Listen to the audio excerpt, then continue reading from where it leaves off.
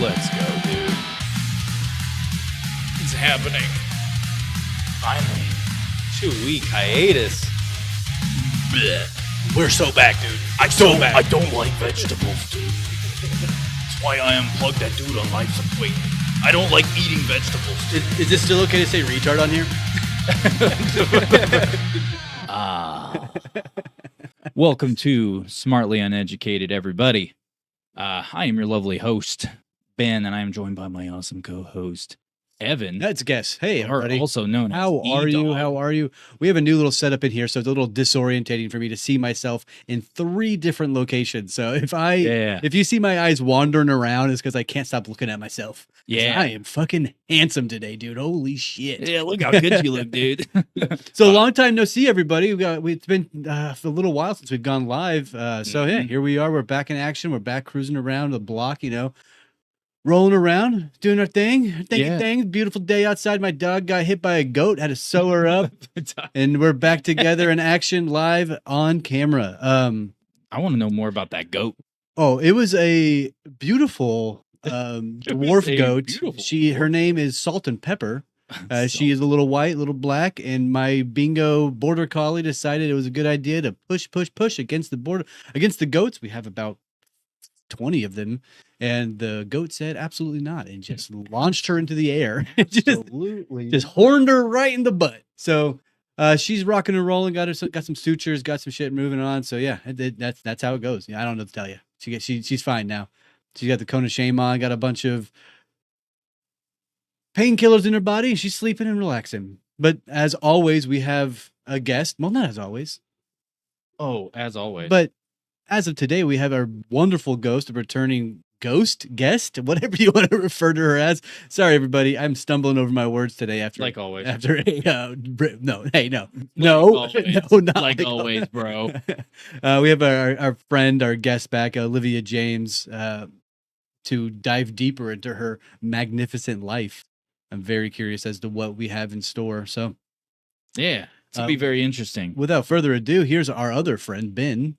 Oh, yeah. Bring it back to me. Anyways, so obviously everyone knows why we're here today. We're going to be talking with Olivia and pretty much letting her continue on because it's such a loaded, just everything between her 2 books and last episode, it was great. I loved having her on. Yeah, me too. And I'm so happy that she wanted to come back again and continue on because I felt like all we were doing was scratching the surface. I really do think it was like a tease for what her entire story is about. Mm-hmm. As you can see behind me, I have her book right up here behind us. So this is her second one in her series. Feel free to grab it. Oh yeah, Purgatory is hanging up right behind me over here. Oh yeah. I kind of need to move it so it's better view. Anyway, and so it's in better view. My big ass head's in the way.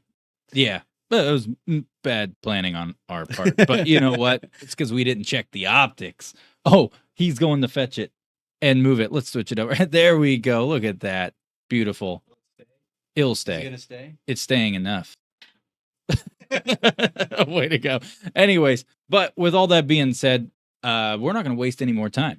We're going to bring Olivia on here in just a few seconds and get this going. So with that being said, Olivia, the floor is yours and welcome back. I hope, can you hear us all right still? Yeah, thank you. Thanks for having me back. Yeah, I'm very excited. I know that I was hoping to get with you a little bit more often before we did this episode, just so I could figure out and pick your brain exactly where you wanted to start. But you know what? I feel like it doesn't really matter what I think because I really want to hear from you, because there was so much that we were kind of jumping between. I didn't know if you would like to do a kind of like a precursor to what you want to share with everyone today and kind of go through like kind of like a recap thing so no one's lost or anything of that Yeah, nature. so last time I think I talked a lot about like kind of like the origin story, and it kind of goes back to like the first book of how I discovered, how I could do all this and discovered kind of what happened to me when I was a little kid. And I don't know, I was thinking about just doing it like as so, kind of like my books, I do it as in like snippets of stories, tell the story of the memory kind of thing. Because a lot of it is memory. So I'm trying to recall memory when I do it. So I was thinking about doing it that way, just talking about kind of jumping around and talking about the memories. And then, maybe if someone have questions as I'm going through each of the stories to see, you know, and they all really do connect. It's just I'm going to tell them like one by one, the stories one by one. Yeah. Um, with that being said, I did just remember there was a couple of there was an individual who was actually had some questions uh for kind of like context of like when things took place. Because they watched your first episode and this was over on YouTube. So could I ask you that question real quick on his behalf? Because I did not see the email come through of the list of questions, but I figured we could knock that out before I forget. Because I will forget. I know I will. Because my attention span can fluctuate quite heavily when it comes to memory. What is happening? That was unintentional. So let me pull up where did it go? You know what? I'm just gonna do it through my phone. That'll be a lot easier. So there is this individual. I got it right here. Oh, you got it? Yeah. Can you go ahead and ask? Yeah, it's from an individual about 20 hours ago or so named White Pilled 2022. It says, when you have her back on, please ask her about the general from the future. Talked to her in the astral above a future revolution in 15 years with the Olympia kids. Ask her what year that took place. 15 years from right now seems to be a little too far gone for anything. That was from White Pilled 2022. Yeah, and then he commented again down Absolutely. below. He basically what he's trying to get at, he's trying to figure out like, is this something that happened in the past, like in a past life, or is it something that happened within your current life now? But it's like I don't know. My brain went to when I was reading what he said to like, is he referring to uh like whenever you're like doing the Mars thing, be on the Mars like kind of like force or whatever that I forgot what the actual technical name was that you had said, but basically like is that out of space and time? So when you're at these things and you get pulled to these things, is it like outside of our basically relativity of time to where it doesn't affect you? You get what I'm saying? Like it doesn't affect with the timeline. You're Yeah. kind of in the in between, if that makes sense. Yeah, and it's so the actual messages probably came, I want to say 2024. Hmm. I actually talked to the general in 2024. And so it wasn't that long ago that I had kind of like an updated session. So I kind of went deeper and I went to visit the general again. And he kind of gave a more his time frame now he says 12 years. 12-ish. So I'm guessing right around 12 to 15 years from our current time frame is what I'm told. Okay. And like I said, I don't have all the answers. I'm just going by what the general told me. And it's about 12 to 15 years. So the new session that I had, he was thinking more 12.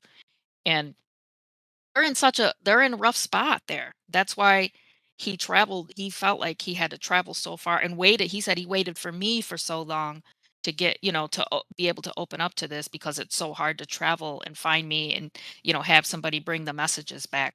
It's almost like traveling time and space to bring a message back that's so important, you know, to give to people. So, do I know all the ins and outs and, physics of how I can do this? Not at all. I have no idea, Yeah. it's still in me, like, I still surprise myself when I'm able to do this, or I was just listening to some of my sessions the other day trying to brush up on it, and it's just like, I still can't it's still unbelievable to me that I could do it for, like, sometimes 4 hours at a time, and the information comes so quick, it has to be recorded. It's so fast, I can't even understand how so much would come out of my mouth at one time. It's really unbelievable sometimes to me. Yeah, for clarification on Yeah. the question, like the question and answer in general. So basically, these are basically the general is coming from the potentially like quote unquote the future, right? Is that and it's Yes. like coming back to relay this information. And I know that you said you had served like in the Mars thing, so that's Yeah. all like future tense. It's not past tense in any capacity. I was on Mars in the 90s. Yeah, because Yeah. last episode she said that last interview she said that she was there for a few years in the past. Yeah, and I know that, but that's why I was trying to keep Yep. it in chronological order. If I may, type thing. for viewers who are It- just tuning in for part 2 here, Olivia James, you are a sort of soothsayer. You are somebody who can astral project, not necessarily predict the future, but you're able to exist in it and feel it. Correct? Oh, yeah. Yeah, and it's so weird because I don't really call myself a psychic or like a, something like that. I don't say psychic. So, I think people think that psychics can predict. It's not a prediction. I use astral travel by location and spirit hosting and remote viewing to get this information. Those are the main abilities that I use to do this. And he pulled me, whatever technology they have, he pulled me in my astral body to him. That's how I ended up on the base. And how often are you doing these projections and traveling? Whenever I can do it whenever I want. So you can do it during like mid conversation, or do you have to do it? Are you doing them once a day, several times a day? It's about a I don't no, I don't do it as much anymore. I'm more focused on writing, but no, I can do it with a count of 10. It takes about a count of 10. That's right. Yeah, That's absolutely right. yeah, Okay. yeah, and depending on Yeah, it takes about a count of 10. and depending on It's a the trance state. wouldn't this be like kind of like a transmedium type? Would that be a proper label to put on it? Some people yeah, I mean, in a way, it's a form of transmediumship, but I call it spirit hosting Yeah, because it's more encompassing. Transmedium, they're just, sometimes picking up stuff, words where I'm letting something take over my whole body or I'm Gotcha. taking over their body. Now that we have got the new Yeah, it's a viewers caught up to little what bit exactly different. you're doing, uh, that might tie some loose ends together here as we get a little bit deeper into these conversations about the future that you're able to quote unquote not quote unquote that you're able to slightly talk about, predict a little bit based off of what somebody has traveled through time and space to come and find you. Now, that way, people aren't just a little caught off guard if they're new here for this episode. yeah, or just get lost because they Yeah, didn't and you watch know the what? first I one. get it. Yeah, and I totally get it because I know I know, of course, it sounds that way to me too when I'm not under trance, like when I'm listening back to myself and things that I've said, it's like, holy, I'm almost like, holy shit. Like I didn't, that's Yeah, crazy that I said something like that. Cause there'll be things that I don't even like science words and things like that I'm not privy to that just come out of my mouth and I have no idea where it comes from. That's So, amazing. yeah, I mean, it's also a mystery to me as people are listening to me and learning. I'm also learning too because I'm still a human on Earth. So I don't have all the, I'm not open to everything. I'm doing the best to get this information. And for some reason, I was chosen to bring the message back from this general because it's a dire situation, and they needed us to, build a network here and start it and start a revolution here instead of waiting 15 years for people to figure it out. So By the time it's too late. that's like That's why they're starting it 2040, now, right? you say what was that? That's like somewhere around there. 2040 is what we're looking at for a potential revolution by the Olympia kids. And so in this, okay, so I was going to say, I was talking earlier, I did a more recent session to talk to the general again. And Mhm. this one was intense. This was an intense session. And um, this time there was a spirit guide kind of assisting us. And I call them spirit guides. I don't know what else to call them. I mean, everybody has a different word for it, a specific being that came through and you know kind of more of one of those light worker ones. I'm not really a light worker, but I'm okay to deal with them. And this person said, or this, I don't know how to explain it, a thing or a being, it said that this particular future, in her opinion, it's about a 38% chance of happening. And we kind of asked her, well, is it a possibility that we could like not reach that? And she said yes. That's good. The probability of it happening in terms of the way of the revolution is 38%. Mm. Just, I I'll mean, take those not too odds. high, but high enough. Yeah, Yeah, I'll not too take high, those but high odds. enough to be a concern. Yeah, it's so in that session too. I ended up I wanted to find some handlers. Did I talk about handlers last time and how they infiltrate an asset's life and things like that? I think you mentioned it. You had mentioned handler. I Okay. remember there was one point we kind of started to go to it, and then it kind of Yeah. we kind of jumped around because there was so much information going on at Yeah, we once. did. Yeah, we there we is. we I'm mo- gonna we, do mo- this again we today. I'm gonna gotcha. do it now. We mostly talked about your time on Mars and the different types of jinn and individuals and entities that have taken over Yeah, your and like body. parasites in the Yeah. blood and some past life experiences and things like that. That's really where we stayed, was those kind of areas. But with all that Okay, being said, I so know I kind of derailed the intro going into you, and I was like, I just remembered, yeah. oh, I got to ask that question for one of our listeners. So, with that being said, please continue with where you wanted to start with, and let's dig into this. I'm Yeah, ready. since we're kinda talking about the general for the future and the revolution, um, was a session that I did recently, and I was trying to get more information, but I've done a lot of different work on trying to, reach on what I call, like, handlers. And so after a asset, which would be somebody that is involved was involved in MK Ultra, some of the secret programs that are put in through our government. Um, they have a particular program. After you return back to your crappy life, they put in this program called the aftercare program. And in this aftercare program, they have trained handlers, which they get trained. They're similar to us. They get trained to control, monitor, and control. You know, just like we're trained to do different abilities, they're trained in monitoring and controlling people and causing pretty much your whole life to blow up. You know, that way you can never remember. They don't want you to remember, and that's one of the main reasons that they put this into place. And actually, you sign for this before you leave any program. Like when I was in Mars Defense Force on Mars, before I retired and was age regressed, they had me sign papers saying that I agreed to be controlled and monitored for the rest of my life. So providing consent in that way. Can I ask you So a when you question come about back, that? there's yeah, Sorry. sure. So when you say you signed the papers, right? Is that where are you saying that's what the information was relayed to you? Kind of like playing back to that question that we had asked for that one listener. Um, is that something that you were told about, or is that something you got to actually experience? I experienced it Through because I okay. worked in human resources, and everybody signs those papers, and I remember signing them myself. And also, I'm able to me, this is for me personally, I validate my information with remote viewing. So, and I also make sure I have witnesses to it of what I'm saying, that whatever comes out of my mouth, it's recorded and things. That way I have witnesses to the things I'm saying. So, the aftercare program, usually they hide behind what we consider like an insurance company.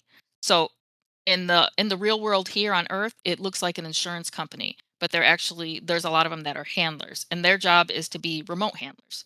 So these are kind of like the guys in the chair sitting behind the computer, and everything they do to you, it's easy for them by a push of a button. So they have that much technology, they have that much surveillance and software and things like that in order to maintain control of you for the rest of your life. And they have different machinery that they use in order to attack your health, you know, financial relationships, stability, emotions, everything you can think of is a way Hmm. for them to control you. I've had it happen to me throughout my whole life before I knew what it was. Before I knew what it was, I just thought I had, you know, I thought I was just going to die from health issues and, you know, really and a lot of us are having like rare health issues that people like in certain age groups really wouldn't have, like almost having like strokes and heart attacks in your 30s and things like that because of so many of the chemicals they gave us throughout our time during MK Ultra and some of the programs.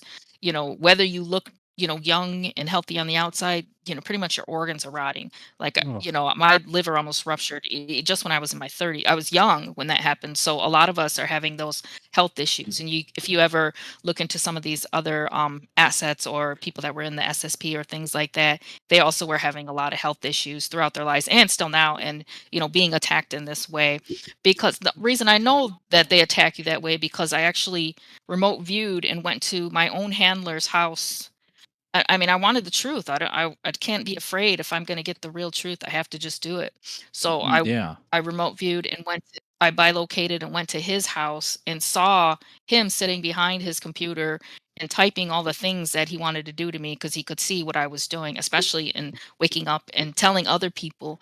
Because the more I talk, the more other people are going to wake up to the reality and, the crimes of our own government and utilizing people for Yeah. these programs and things like that. So Can I it kind of ask? plants a seed of people waking on their own. Yes. Yeah. Can I ask you a question about that machine that you had mentioned?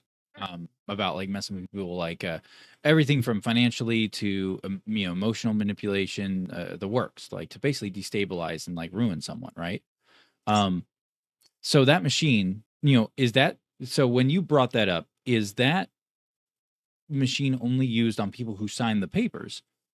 Is that the narrative that you're kind of laying out? Is that if you don't do what you're supposed to be doing and you sign those papers or whatnot, is that machine used on you, or is that machine just used on everyone in general? Like the common populace, the people who didn't even As sign far as papers. I know, it's layers. As far as I know and what I was been told, it's layers. Like there's specific things they do to assets in order to stop them from talking and waking up. There's things that they do for targeted individuals, which may be a different group. There's things that they use on the general population. So many different layers of it. So I know there's two specific machines that I was seeing that I've seen, and one was called they call it the Wasp, and I don't know if I talked about it last time, but the Wasp is a machine. It's technology. They have more advanced technology than we would ever imagine. They just have it. Sorry to tell people, they think that we're not technologically advanced. I'm sorry, I messed up that word, Oh, we but are. it's true. They have everything. They have everything that you probably have thought of, like in the movies. They already have this stuff. So they have a machine called the Wasp, and this machine, it's weird because it misaligns your chakras. And some people, Oh. whether you believe in chakras or not, I don't know if it's real, but I know that there's a machine for it. And the machine, the Wasp, it misaligns your chakras so much that somehow it affects the physical body, and they'll never be able to figure out what the cause of that illness is. You'll be presenting with things like an autoimmune disorder, a significant disorder, and Yeah. no doctor will be able to diagnose you correctly or treat it properly Can because I? it's Yeah. not a Go ahead. real illness. It's from a machine. It's from technology. Can I give a perspective for any listener listening right now to what you said? It plays into it, but another way to picture it in their head. So, like the human, even if especially with the chakra part. So, like if you're someone who does not believe in chakras, okay, that's fine. But try to picture this, and this is my interpretation on it to kind of like translate it across the scale. So, like the human body is basically a biological machine. That's it. You look at our nervous system, our brain, and how everything is layered out through our body, especially our nervous system that works. It's very much like a computer chip, like a giant motherboard with all these things plugged in and bus lines going everywhere, all these things. And chakras, if you look at where the chakras are, like, and you see it on those maps and you see the chakras going down the human body and all that stuff, if you look at the human body on the nervous system layout where chakras would be, well, that's like basically hub points for the nervous system and different things going down through your spine. So it's like if they're using a machine to manipulate that stuff, which frequencies affect our body heavily, Mhm. It translates into a more modern kind of like what's the word for it? Like more down to earth look at it. Cause a lot of people look at like chakras and stuff as being like supernatural or, of something that's made up, or whatever. Um, and I feel like that would be another way to word it for anyone listening who does not believe in that to relate and understand what you're laying out, because what you're laying out directly goes with that in the mapping. If you put them side by side of the human body where the chakras would be, the nervous system would be, and all the electrical layouts throughout your entire, corpse, that's what it would line up with. So Corpse is a very particular way to put body, but yeah, right judge on. me. The fact that you talk about the technology and the chakra bending hits us home, as you can see, obviously, because we have touched briefly on our show about different technologies that have been held away from modern society, much like the Havana syndrome guns and the heart attack weapons and all these different things. So to hear that they're able to discombobulate your frequencies so that you're feeling unhealthy or mentally unstable isn't really far fetched to me No, at all. it's not far fetched at all. Yeah. With the mystery illnesses that they have nowadays, there's a good chance that somebody could be being targeted. No, if you can't find any origin, there's no treatment, that's a sign that it might be, the wasp. There was another one too that was this one they got me with that one before is the green devil. So the machine, the green devil, is something that floods your body with adrenaline, but they will do it like at the most inopportune times. Like, what if you're in like a work meeting or something like that, or at work in general? They flood your body with adrenaline, and I've had this happen to me where you immediate like it's fight or flight, and like you almost look like you're completely mentally unstable. So they like to use that one, especially, with me sometimes. And, now I've known how to recognize it, but the fact is that they keep doing it. And it's just like that would get a lot of people because that, it's not just embarrassing, but it's almost like corrosive to the body when you're flooding your body with that much adrenaline at one time. They know how to do that with their technology. You just made me think of I'm something. at a loss of words sometimes. I know. Olivia, sometimes you just take my breath away. It's amazing what you're able to do to my brain. Well, you But got think me. about Oh, it. sorry, go ahead. Think about how messed up think about how bad that could be, though. Imagine you're in a professional work meeting and they hit the button for the green devil and your body floods with adrenaline. You will So look like a crazy person. is it like a pinpoint attack, like a radio wave, or is it something that you have inside of your body already, like a chip or something? Uh, what are we talking It's, about here? from what I know, it's all of it. Like I know All that of the I had above. certain Okay. things in my body that can affect it, but they also can track you by frequency. They can track you by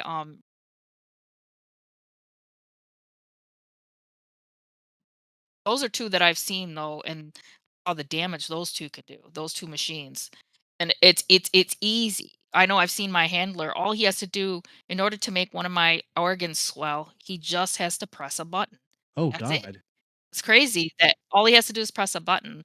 He pressed a button one time for me because of to affect my spleen because of me going to his house and, remote viewing and by locating there when I went there. Did I talk about that last time going to his house? No, but can they Mm. press a button and make fat go away? 'Cause that would be the best Ozempic around. I wish. Yeah, I wish they could. I'm sure they could actually. No, I'm sure they could. I don't I'm even su why I said that I wish. I know they probably could. I'm They sure they definitely could. probably could. But no, you didn't really talk about your handler very much other than, they Mhm. were go ahead. Well, I'll talk about that session. The time I went there. So, okay, so I had a session. I wanted to see this guy. I wanted to see him. Oh, and so I did my thing. I traveled to where he was, and when I travel, it's connect to the highest self of your highest self. That's what I call it. And it pulls you. It almost is like a whoosh. I call it a whoosh because that's how quick it is. Like when I get to that point and I connect, it's like a whoosh and I'm there. I was there immediately as his house and he lives in Rhode Island. So he had a really nice Cape Cod style house. I got his address and everything, but that's besides the point. But when I walked, my spirit body walked up to his office where he had an office in his attic. And he was up there, he had his office right in his own house. He didn't have to go anywhere. And I'm using my spirit body. So I just walked up behind him and I kind of like took my spirit fingers and kind of like put him on his shoulder, kind of to connect with him. And I noticed this was really weird. I noticed that he could hear me and he knew I was there. So he has abilities from whatever. He knew I was there. And I thought that was really interesting that he could tell. And when I turned around in his room and I looked in the corner and I saw a ghost and it was his grandmother. And that's one of the first times I realized that when I travel and by locate, I'm using the ghost dimension because the ghost could see me and I could see the ghost, but he couldn't see us. I And I'm was like, just that gonna was say that. interesting. Isn't the ghost dimension, correct me if I'm wrong. I could be very wrong on this, but is the ghost dimension the lower astral plane? I forgot what the Not that terminology is for it. Sometimes people call it the fourth dimension and things like that. I didn't Mm. feel that. I felt it like it was, like, very much almost parallel to, like, where we're living. I didn't feel like a really strong barrier, anything like that. I was right there, and she was right there with me, and she was not happy with his behavior, I'll tell you that much. His grandmother was not happy with his behavior. So, when he knew I was there, I walked up behind him, and when I put my fingers on him, I saw him start typing, and he said, "The asset is combative and presenting with ill intentions, and that measures would have to be taken, and that he was gonna affect." Then he wrote the spleen and tremors. That was gonna be the button he was gonna push for me because of what I was doing and going there and trying to get information and trying to tell people about what I'm seeing and things like that. Was not Hmm. happy. But at the same time, he said, and a lot of the handlers say that, "Go ahead." They said, "Go ahead, tell everybody. We don't care. Nobody will believe you." They're like, "Nobody believes you. Go ahead and say whatever you want to say. They're going to think you're crazy." Things like that. That's what they say. They really do say that. They say, "Nobody's going to believe you. We don't care. You can see anything you want." I do So believe that. that was really interesting. I do believe that they say that nobody will believe you because, no offense, a lot of these things that you're saying are quite far fetched. To the normal person, like the To common to a person, lay you would think person, that. right? But the Yeah. the fact that you're bringing such matter of fact and dare I say evidence based to this is really eye opening to some individuals who may just be stumbling upon what you have to say and hopefully reading your book because there are a lot of amazing things that you have experienced. Yeah. I Yeah. don't know any other way to put it. Yeah. It is. This has been a crazy ride doing this. And so I was talking about, so I done that with that handler, and more recently I went to infiltrate like a group of handlers. And so I had a couple witnesses to it. I was doing it with a couple people just because I wanted witnesses. And so I went to an agency that was based in Georgia, and they were called the Princeton Agency. And this is a group of handlers. And I tried to sneak in there a little bit, and I used something, and I just give my disclaimer. I use something called remote influencing, and I consider it a little bit of the dark arts. So I wouldn't recommend anybody try that. It is considered a dark art because it's based in manipulation and infiltrating somebody else's body. So Yeah. I That's went to the cool. Princeton agency, and I had usually when I do this, I have to find somebody that's a little bit kind of like open and off focus. That's the best way. And you kind of just push your will just a little bit on them, and kind of like that's how you can connect to them and get inside their body and kind Mhm. of see what they're seeing and viewing what they view, hearing what they hear kind of thing. And whatever technology these people have, it's amazing. They knew that I was inside him. He must have, I don't know if he was acting differently or acting weird. And so his boss said, "Come in my office." The boss of the place, his name was Dennis Pearson. He said, "Come in my office." And I was like, "Oh no."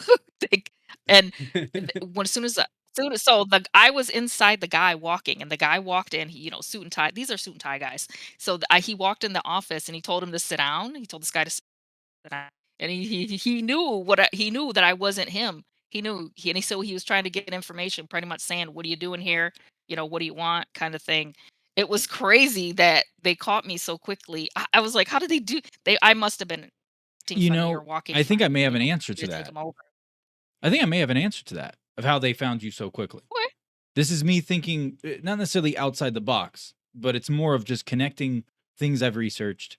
And this is me coming from the perspective of taking this at face value, not like, oh, hey, this isn't real, whatever. No, I'm taking it at face value for the sake of conversation because, that's how you have to be objective, even with yourself and everything you hear. So, one thing I have heard about, and I've seen, there was a couple of reports about it. There was an individual who went, he was in the CIA, and he wasn't like some top tier, spook or something like that. He wasn't some spook. He just worked for the CIA. He went in for some type of checkup, and they found a organic, uh, uh, it was like partially organic and also technology hybrided into one, like this microchip type thing that was embedded inside of his body. Like it was surgically put there, and they had no idea where it came from. And whatever it was, they couldn't even identify it after they pulled it out. Once they pulled it out of him, pretty much it all went radio silent and they wouldn't talk to him anymore. Like it was a very weird story. I think me and you have talked about that once Yeah, before. it was the guy in Arkansas in the in Devil Den State Park who Yeah. got quote unquote abducted. Well, with that being said, if that is something, because for instance, you had mentioned the whole like with the machine and things like that earlier, right? About how they can manipulate you and mess with you and everything like that. What's to say that there's not another side to that machine? Maybe it's, because if you look at computers can do multiple different tasks of many different types. Some are polar opposite of each other. So it's like, who's to say that whatever futuristic machine also doesn't control something if you have it in your body already? So, for instance, the last episode that you were on, we talked about parasites being in the blood. You brought up the whole how the jinn got in there, right? Well, take that narrative and let's now sidestep. And I'm sorry, I know this is going to be a weird kind of pulling everything everywhere, but take a sidestep to DARPA real quick. We know for a fact that DARPA has put in a microchip into like a larva, right, of a moth. And this is public information. It's on their website. And this is years ago that they did this, a long time ago, a while back. And when that moth sprouted, that microchip that they embedded, because after trial and trial, they were able to literally control that moth with like a remote control, 100%, right? And it was a living, breathing, normal moth. And they had this weird, like, we'll just call it a nano chip that they had embedded in this thing. So who's to say that if that person knew that you were in there, right? What if they had something that's in their body that would detect that type of you going in? Yeah, And then like a boom, sensor or yeah, something. and they get notified, and then they can actually go to their little machine or however the mechanism works. I think that's a little too in depth, personally. I don't think so. I'm just trying to connect dots because of just from the research and then just other things we know about. Because everything I've realized over the past 10 to 20 years, it's like one giant spider web. I think it's far more simple very than that, weird. if anything, because she takes over this individual's body. Now his frequency is completely changed to what Olivia's is. They could probably just sense that, or she's probably skipping and jumping and whistling, looking Well, you never around know. all sketchy, right? So Well, actually, I think that'd be a good question for Olivia, though. that's fair. Olivia, Yeah, would well, if you being in someone else's body change their frequency that they are, or would it be kind of like I don't a know. sub frequency? Yeah, right. Like a subnet So mask. I've done this a few times and I've gotten caught twice, like almost like 3 times. I've gotten caught like red-handed doing Uh-oh. the remote influencing. I've gotten caught like 3 times. But that's why, because I'm an amateur. So I'm still trying to, and I don't like to do it too much, but I really don't feel Yeah. bad for I would say that like you are not an amateur. Holy shit! Yeah, that I would is say you're not. so humble of you.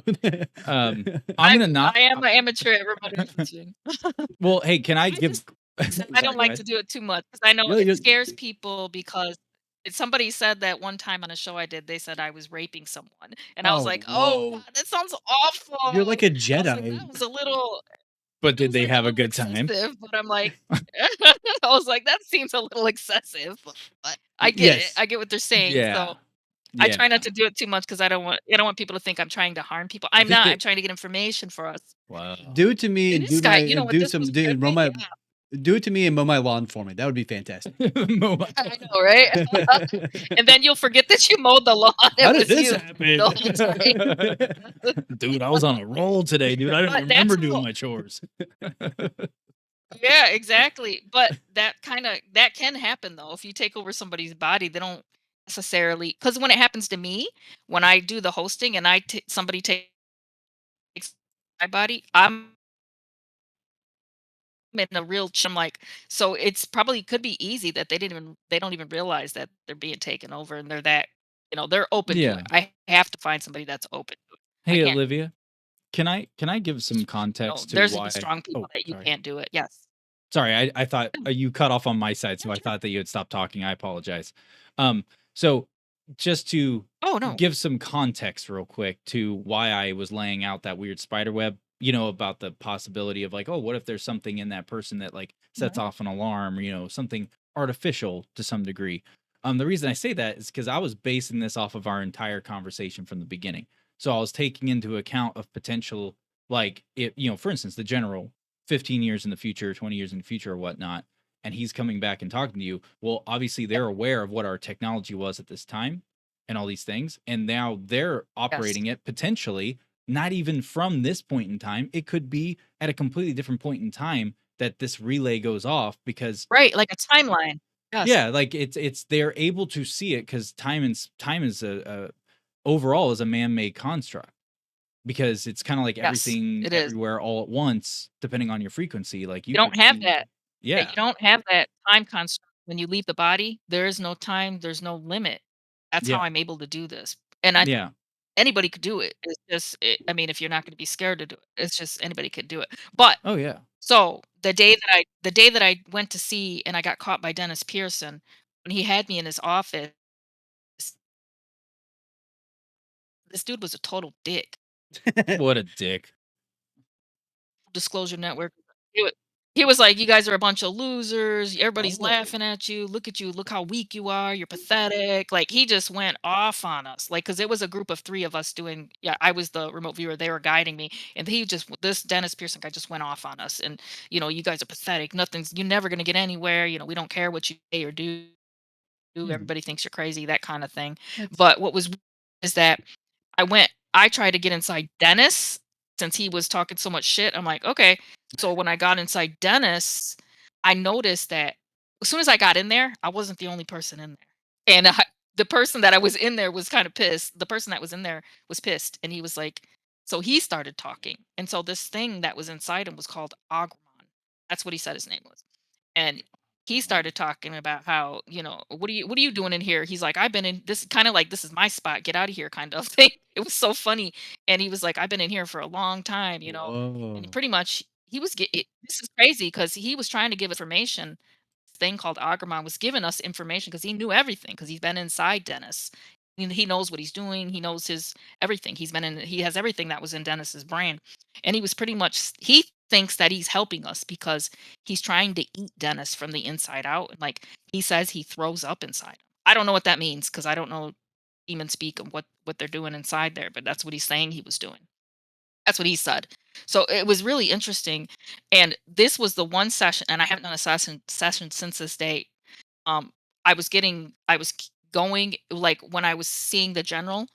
I was trying to talk to the general, and I ended up having to close the session because I felt something had when I was laying in trance on my bed, I had my eyes closed, and I saw eyes in my head. I saw it, and I was like, so I under trance, I said, I'm seeing there's somebody here.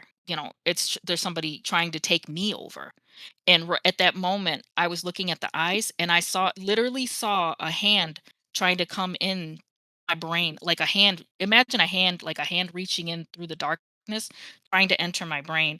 And Oh no. I had to push myself. So I had to push myself so quickly. And before I pushed myself, I got the name of this place, and it's an agency, a mercenary agency called Ronin. So a Ronin agent. I don't Okay, know hold how on. far they would have went, but it looked Let's tie this together real quick. So you were no, at the I know it's a lot. I know it's a so lot. you were at the Pearson Institute, I'm correct? And you were talking to Dennis I was at Robertson, was his name? I was at Dennis the Rob Princeton agency. I was at the Princeton agency in Georgia talking to Dennis Pearson. I had gotten inside Dennis Pearson, He's possessed by Algermom. was doing that.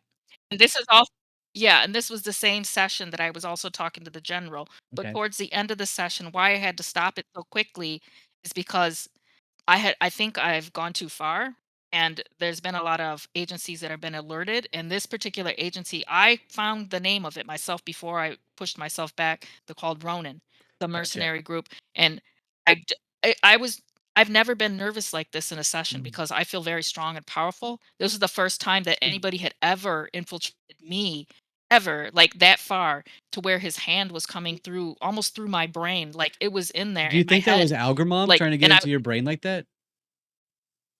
no, it was Ronin. It It's a was psychic okay. assassin agency. Whoa, Gotcha. whoa, whoa, So if whoa. I don't know how far they would have went if I wouldn't have pushed myself back. I could ended up with an aneurysm or something. I have no So, idea. That's why I haven't done a session since then. But Psychic that was, Assassins. That's a badass band name, first and I foremost. think, and why I Psychic. yeah Right. yeah. So I think the reason why Ronan showed up because of the information from the general.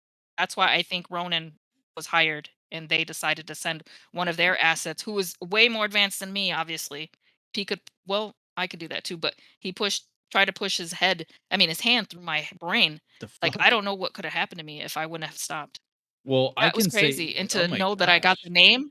Olivia, Yeah. hold on. This is Yeah. awesome. What Well, the you hell? got my brain going in a few different ways because you said psychic assassin Okay. and all these things, and it's just Yeah. my brain just kind of like was It's like real. jumping hurdles. Oh no, I don't. It's real. Totally I'm believe not I mean, totally disregarding it. believe you. yeah. Yeah, I'm inclined to You can believe even you. look on even on the CIA website, there's tons of information there, Yeah, how they were testing out, like, different psychic assassin work and things like that. There's so um, many different accounts of I it, will say and this in the it's CIA real.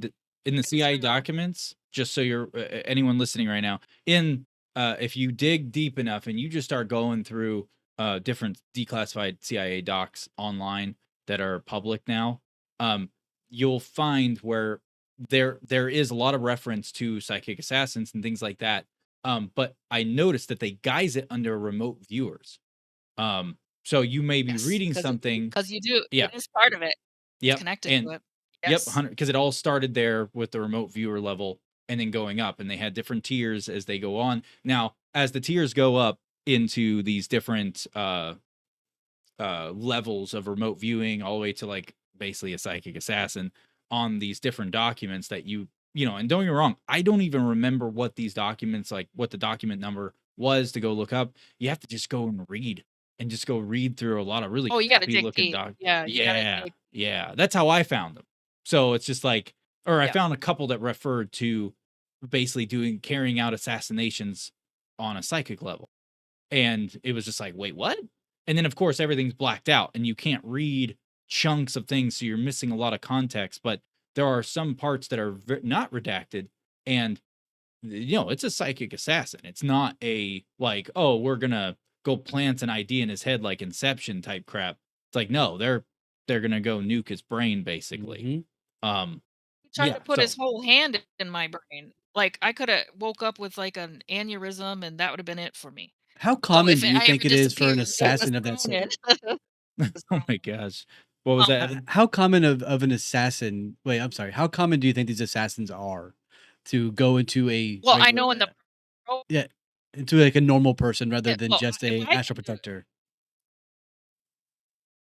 I've done it, like, 8 times over the past couple years. So if I'm just a girl and I'm doing, infiltrating people, imagine what the real workers and the real agencies are doing. They have this already. And I know for a fact they have a program. It's almost like psychic voodoo because it's energy expulsion. You can, if with the strength of your mind, you can create like a psychic needle and put it into somebody's body with that energy. Because anytime there was a time on when I was on Mars trying to get into the records room, and I came across a group of what I call the counter remote viewers. It was me by myself, and there was 5 of them. And they put as soon as I was trying to get into the room, they told me, "You can't come in here. What do you think you're doing?" Pretty much like, trying to push me back. I thought they would be stronger as a group, but they not as much as I thought. But they pushed in my mind, you know, images of me being hit with bats by them.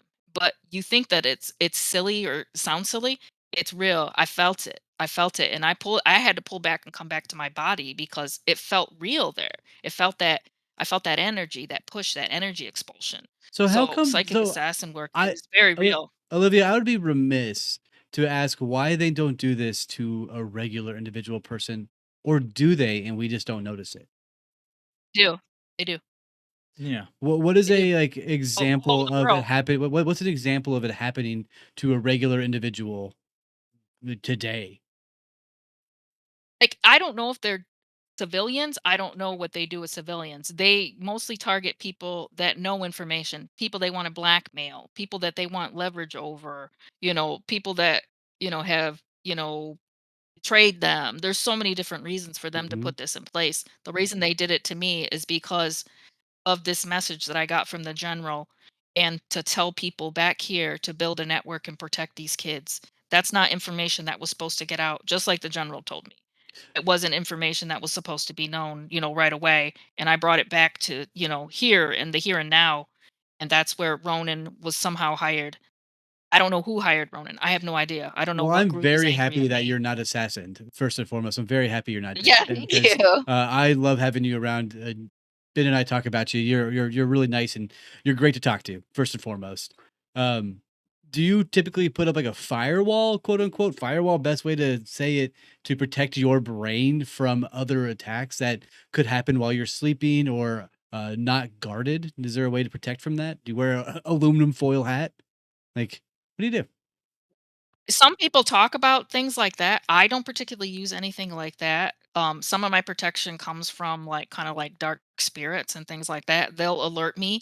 Like I have a dark spirit that alerts me if there's something amiss, things like that. But other people have their own way. I don't really know a lot about the technology of it, in order to protect myself. Some people do, use EMF blockers and things like that. And they say that works, Gotcha. but I haven't used that myself. I haven't used it myself, but I thought that was really interesting when that happened. I was kinda, like, in shock, like, that was the first time that somebody ever got me. Like, I felt human at that point. I was like, Mm. "Oh, shoot." I'm like, "I gotta step up my game." If Probably felt kind of somebody vulnerable almost put too. their Like hand that on sounds that. horrifying. Yeah, that was the first time. Yeah, that was the first time that somebody had gotten that far. I was like, "This is." And I remember in the session, I was under trance, and I was like, what do I do? This person's a professional. What do I do?" Like, I was freaking out, like, and they're like, come back, get out of there," kinda. So, I had to get out of there really quick. It was really intense, though. I keep seeing that vision all the time now of the hand coming through, like, the blackness of my mind and just coming closer and closer past my eyes. I'm like, I still have that image, like, "Oh, wow, I gotta," you know? Well, that was really Yeah. interesting. Hey, can I add something real quick to what you're talking about, Mhm. Olivia? So I've done a lot. I've here the past, I would say the past year, but really the past 5 months heavily. I've been digging into blood types, different blood types and the roles they play. Everything from the common understanding of blood types to this level, because blood types, from everything I've researched. So there are certain blood types that are, for instance, like Rh negative blood, right? That is the one that people theoretically believe may be from like ancestral, as in like from like alien mitigation. You're part of a like direct bloodline from that, like carryover. Um, but when I was digging into, and I'm not asking you to reveal your blood type because obviously that's personal information. But one blood type in particular is O negative. O negative blood type, apparently, on this type of level of talking, from everything I've researched and tried to dig into and pull from many different sources, basically, like your field that you generate, your vibration, your frequency is essentially unreadable or just really hard to access naturally due to being O negative blood. Because O negative blood, supposedly, you are, you know, basically very rare and significant because you're more true to the original source of the genetic manipulation that happened from entities a long time ago that propelled us to being who we are now. Um, and one of the things is like kind of like the role of O negative blood, and kind of like how he brought up the firewall is what triggered me to bring this up. Is because basically the summarize, it's basically like saying that O negative blood types are the original, they have like this original firewall against any kind of like exterior distortion, right? Um, and so it's like, I, I don't know if blood types is something that you know anything about on these different things. But I know from the research I've done, I just felt like it was kind of important to mention that, because that might actually play a role in all of this. And then now, O negative blood does not mean that you cannot be like, for instance, what you went through that you just described, or like this hand was reaching into your brain. It's like that doesn't mean that wouldn't happen to you. It just means that you're just harder to access naturally, but it doesn't mean that you're immune to manipulation and someone being able to break through that quote unquote firewall. You know, did No. anything did that make sense? What I was laying out? Yeah, definitely.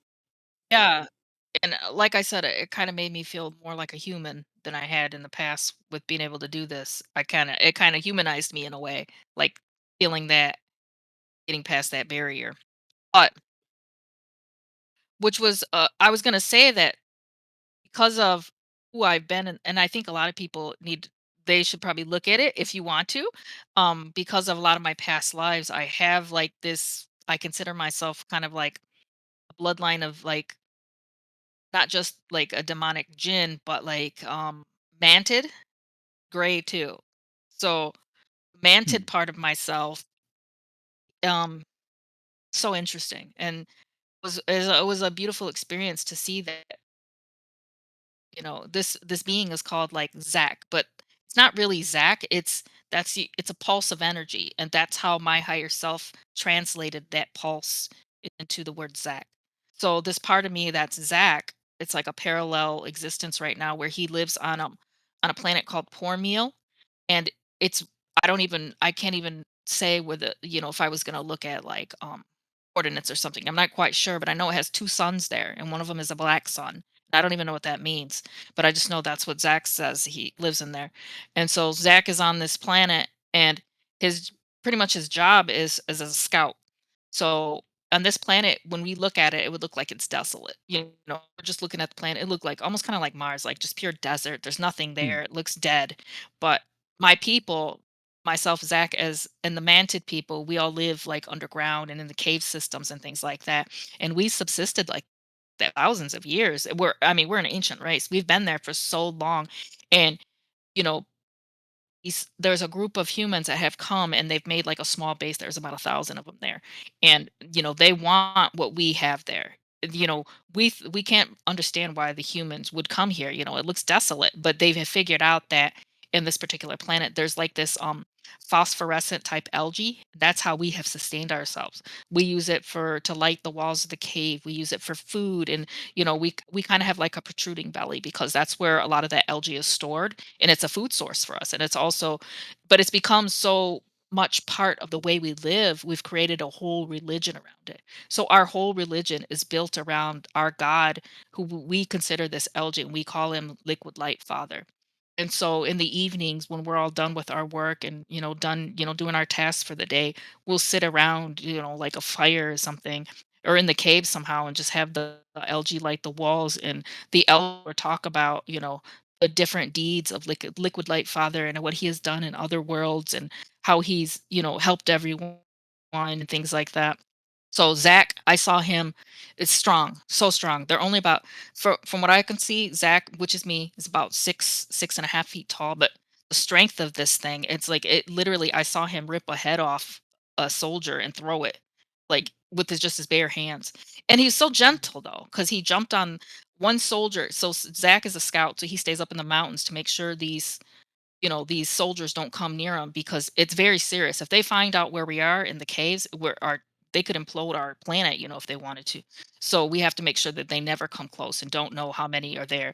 So one soldier had kind of started to get close to the mountains, and I know Zach jumped down, jumped on top of him, and he was like right on top of him in his face.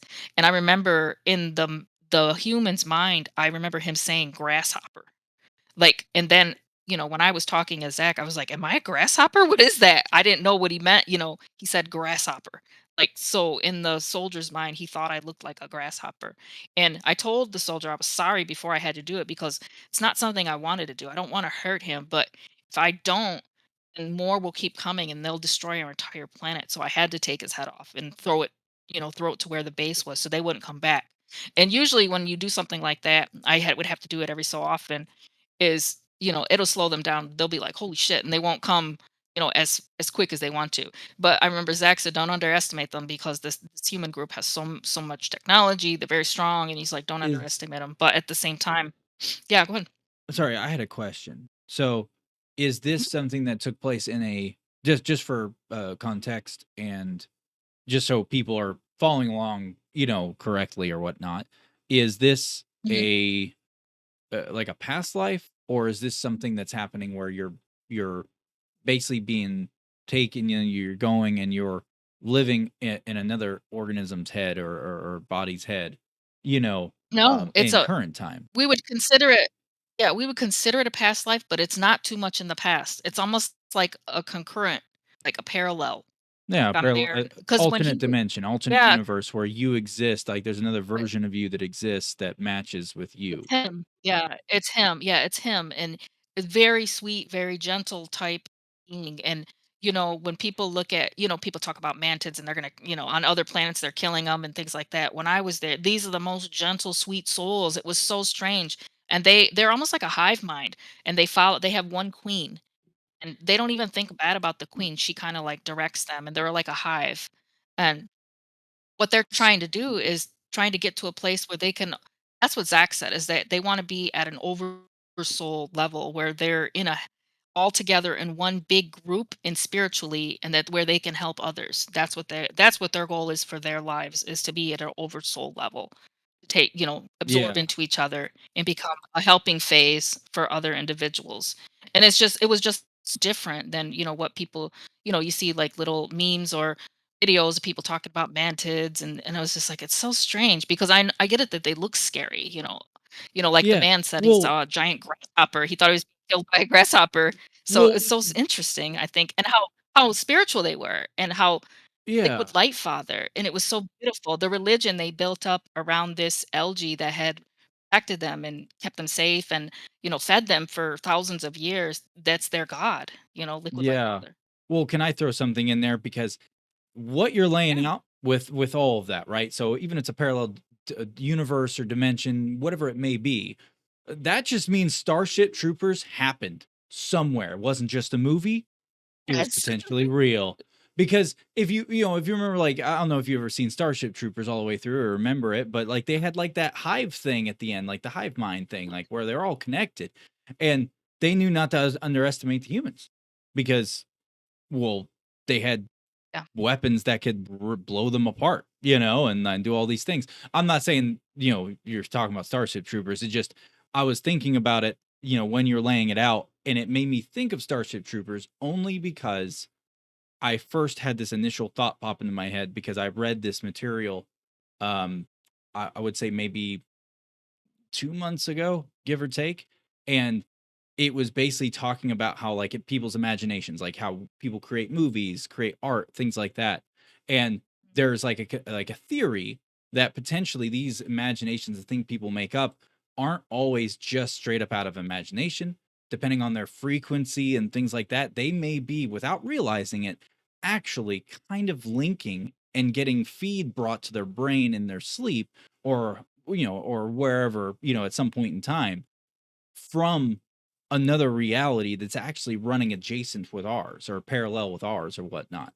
And that's where they get the influence from, but they think they just imagined it and created it, like a dream or whatever. They gave them the inspiration. So that's when I went to Starship Troopers in my head, because I was just like, what if whoever wrote Starship Troopers actually was getting like actual real information about a situation that really happened, just on a parallel dimension? That would be wild if that was true. You know what Some I mean? people Yeah, some people well, we have this thing in the disclosure community where we think that not everybody, I mean, a little bit, that they're giving information out in movies just to kinda lead up Oh, yes. We to have them talked about giving that full many times. Soft disclosures in Yeah, it's movies, right? almost like yeah, making it seem like we don't know what we're talking about and they're giving the information before us, even though we're talking about it all the time. They're like they wanna take the credit. They're gonna take the credit in the end, So I so have it a won't lot of be like what thoughts we about like explain. sci-fi authors and fantasy authors in that regard of writing about things that could have happened in an alternate universe. I mean, Brandon Sanderson is a perfect example of this. This guy writes book stopper novels or door stopper novels that are 3 dozen pages long about an entirely different universe called the Cosmere, and it's so in depth to plants, the atmosphere, and how things breathe and populate and cycles of the universe inside of this book that he's written. So there's a lot of tie together between the concept of authors being astral projectors and people like just like you who can go visit another Remote viewing. realm, right? Yeah, remote viewing. And this, Mhm. gentleman, Zach, Zach Demented, he was it was such a sweet soul and like a child, but I remember during this was like very one of my very first sessions I ever did years ago, a couple years ago. It was like 5 or 6 years ago, but during the session, he was an entity that came forth that was stuck inside me, and it was having it wouldn't leave. It was giving us kind of us a hard time. And Zach, he was so sweet. He was like this, maybe it's head ripping time. That's what he was like, Oh my saying that he gosh. would try to rip. It's He said clobbering maybe it's time. head ripping time. Yeah, so it was really sweet that he was like trying to protect me in a way, and that actually this entity, it was like teasing him and making fun of him and tried to like goad him into like a confrontation almost. It sounds so crazy, but when I was there, it was like I was like in shock. It was like almost like I'm laying back watching this happen between Zach and this entity, like, talking shit to each other. It's so weird to be like put in the middle, in my spirit, spirit body, like watching these two, like, and Zach being kind of nervous, kind of like, because he's almost like a kid. He was like in his, like, I don't know, like early 20s or something, in their age, whatever their ages are. And so he kind of was almost like a child, and then he was like, maybe it's head ripping time. I don't know, like that was his last resort. He's like, I think I just have to rip his head off. It was I so kind of sweet. like this guy. I kind of do too. Yeah, he is. He's His laying there. He's like, energy I'm was not scared to get my insane. hands dirty. Like, let's do Yeah, it. he was like, he was so spiritual too, because he said he wanted to make sure people know that, you know, because he rips heads doesn't mean he's a bad person. Like, in, he did that to save his whole world almost. He's like, think he's trying to get people to think of a different, just because, we've some of same way of like assets, we've had to be in these MK Ultra programs, and they forced us to do, bad things. But do people consider us evil, or just because of those things we had to do? Just like him, he had to rip heads. Is it evil, or is there, what's the reason behind it and things? It was very intense the way he was speaking about it. I thought it was really cool. He Yeah. kind of just tried to describe it. I have a question to kind of like throw at you to see what your perspective is on it. So like with the narrative of like this other parallel dimension, right? Like Zach, like in this planet where it's obviously Mhm. he's like some form of alien to us, right? In biological form. Um, does that planet like sorry, I'm trying to figure out how to put this out there to where it makes sense. Like, so for instance, in our realm of existence and what you have experienced in your, and you put in your books and all these things, that's obviously a human thing, right? Where humans have created MK Ultra, doing all these different programs, all this stuff, or they're the ones at the center fold of it. Well, in these other planets, do they like, or like for instance, like Zach, for example, over at this other dimension or whatnot, does that planet and its entities have nefarious things like MK Ultra and all that stuff that they created themselves, like within their universe type thing? Not the human part, but I'm talking about like the those that race Yeah, of beings. he So do told they have me. that too? Yeah, he says and I remember what he said because I can hear it in my head. He said a lot of people came there and hurt them before. And that's how they became so militaristic in terms of protecting themselves. Because Zach said, so many people came here before and they hurt us. And that's the way he talked. He's like, and they hurt us. So, so many different things have been happening. And, there's been like the humans are there now trying to take over and take everything they have. Just take it. Their sustenance. And I don't Hmm. know what is special about this algae. I don't know what it is. I don't know what it is, but, in terms of conquest, I could see humans trying to get their hands on anything that would, make them more advanced in some way. Well, humans worship So I'm not everything surprised in that their they're trying to. existence, so I'm not Yeah, surprised that they will that's why I'm worship not algae. surprised. I mean, I worship. I'm not surprised that they would try Never to mind. So, is there something special about this algae? Is it some type of health regeneration or something? Probably I don't know. not. I know the It obviously bioluminescence here on Earth. sustains them. The bioluminescent algae on Earth looks delicious to me. I might eat it too if it was safe for consumption. And there you hear it, kids. Evan would eat a Tide Pod if it was shaped like a Snickers bar. If it was safe. Yeah, don't eat Tide Pods. They're chemicals and they'll kill you. You should know that. Anyways, that was an old thing. Anyway, sorry. Please continue, Olivia, with what you were going Yeah. going through.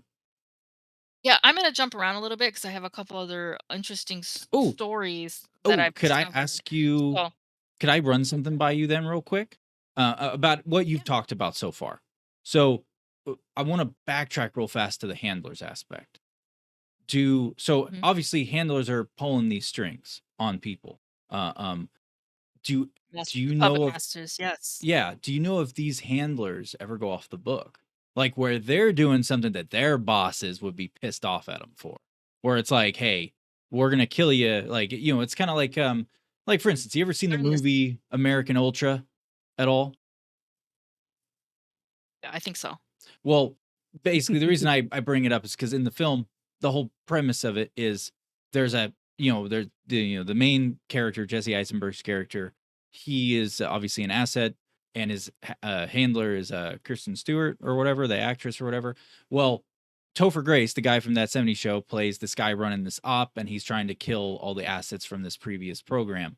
Well, he was off the book doing it, and he wasn't supposed to be doing it. He ended up getting, spoiler alert, if you haven't seen it, the movie's several years old. He gets totally murdered for it, right? Well, it just makes me wonder, like, that kind of aspects. We know that probably happens and has happened within our own normal human history, within our own government agencies.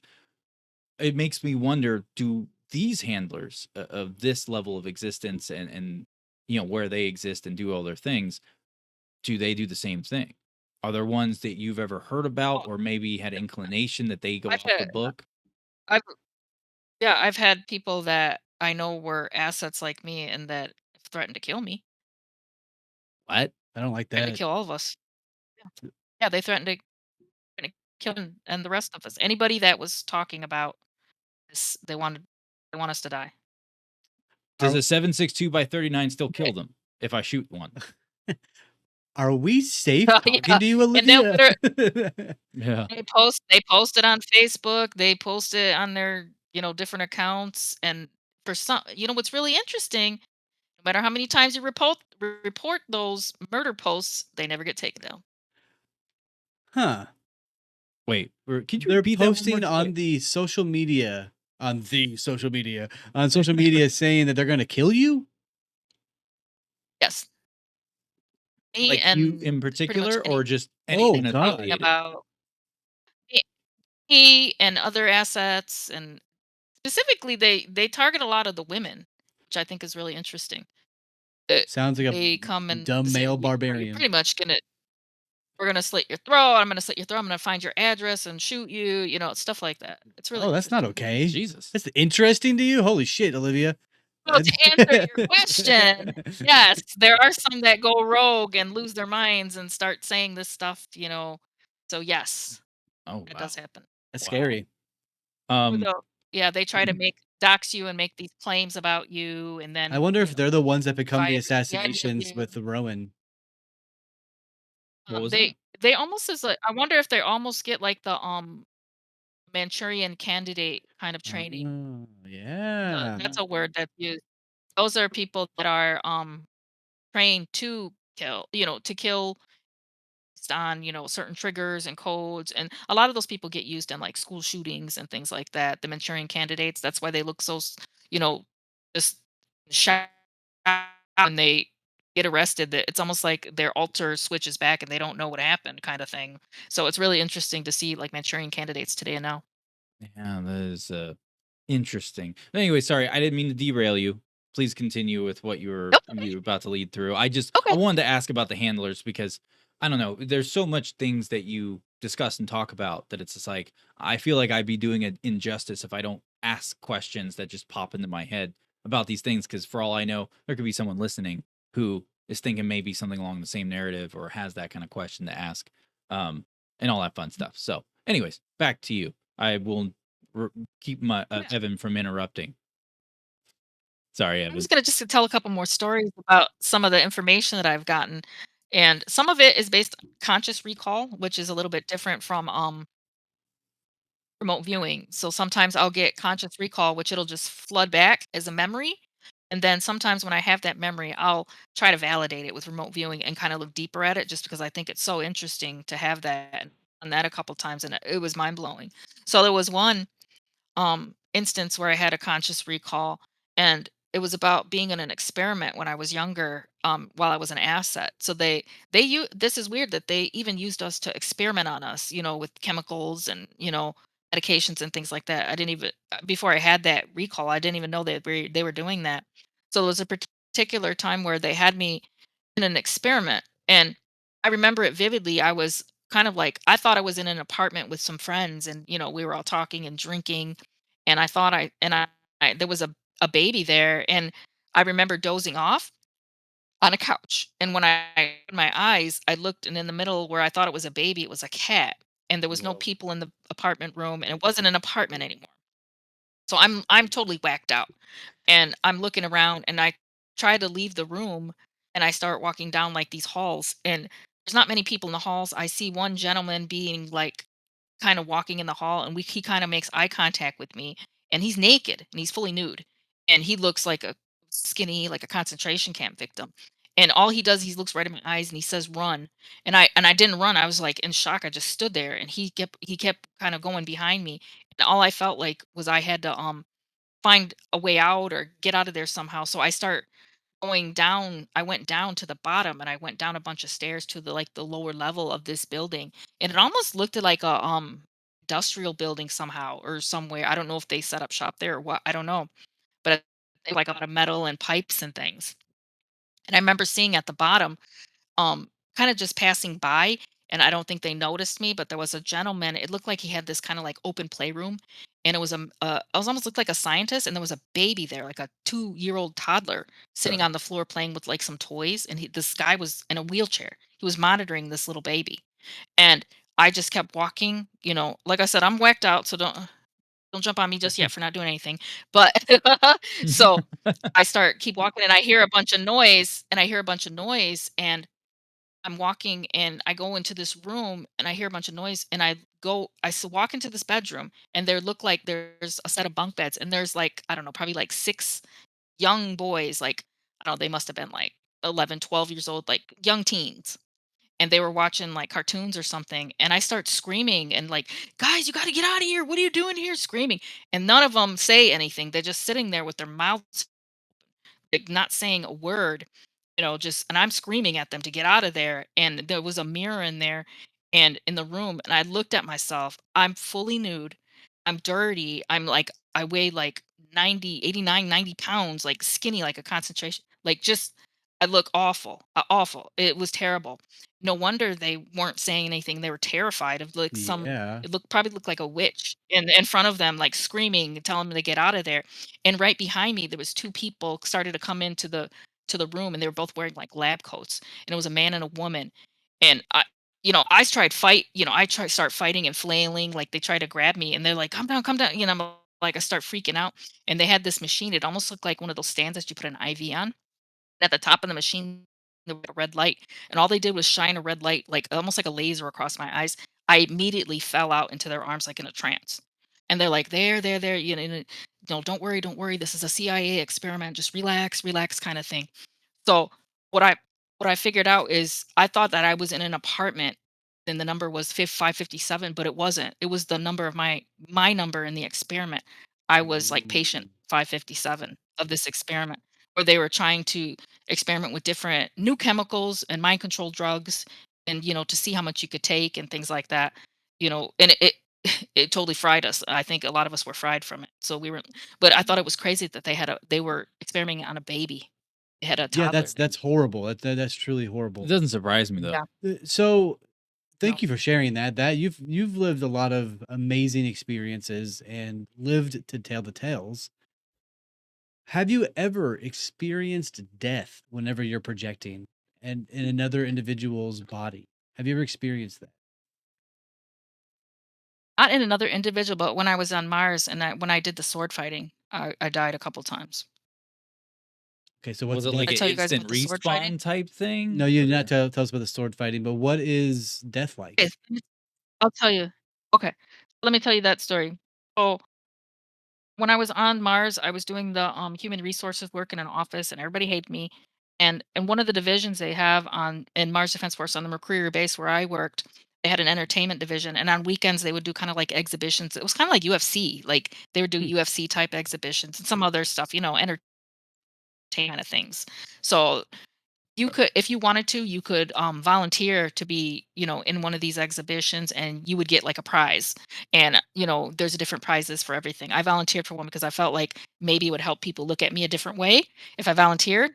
So, and I chose a prize of like extra food, and there was the other girl chose like jewelry, but they wanted you to like dress up and kind of like fight to the death, and they thought that it entertained people. I remember, I had training. I figured I could be okay. I know I didn't.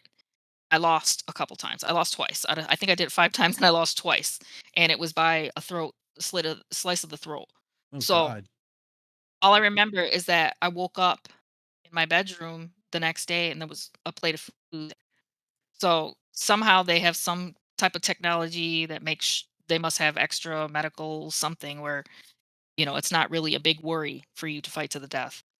So, death wasn't really that big of a deal, and experiencing death when I'm going through like past lives and things, you feel it. You feel the pain, you feel all that sorrow and everything. But in the in between place, from where in my experience, I went to the in between place after I died in some of those deaths, and it was so peaceful. And automatically my spirit guide Zeldor, he's already there as soon as I show up. And I have a couple of guides. I have 4 guides. It's Zeldor, Mariana, Jonathan, and Zarta. Okay, so Jonathan sounds Not like a square. It is, and that's why I always we teased when I first saw him. I kind of teased him because I said in my trance session that one of my spirit guides looks like he works at Best Buy. So it was so funny. You have Zarthon, Algernon, and then you got Jonathan. Yeah, that's what I said. I said one of my spirit guide. I think he said that he takes on that image to be like no fear in that, like who's gonna be afraid of the guy that works at Best Buy. So he's like, I do He's an this image for insurance you. salesman. Yeah. So, and he's actually a travel guide, and a travel guide is when I astral travel, he shows up, and he's kind of he thought there was going to be trouble, and I was walking up the stairs to get ready to trance, and I saw him walking behind me, and he was carrying a bat.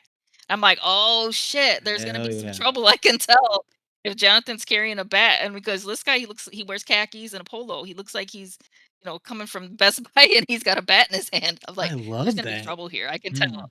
Yeah, I he's love he's that. awesome. I love him.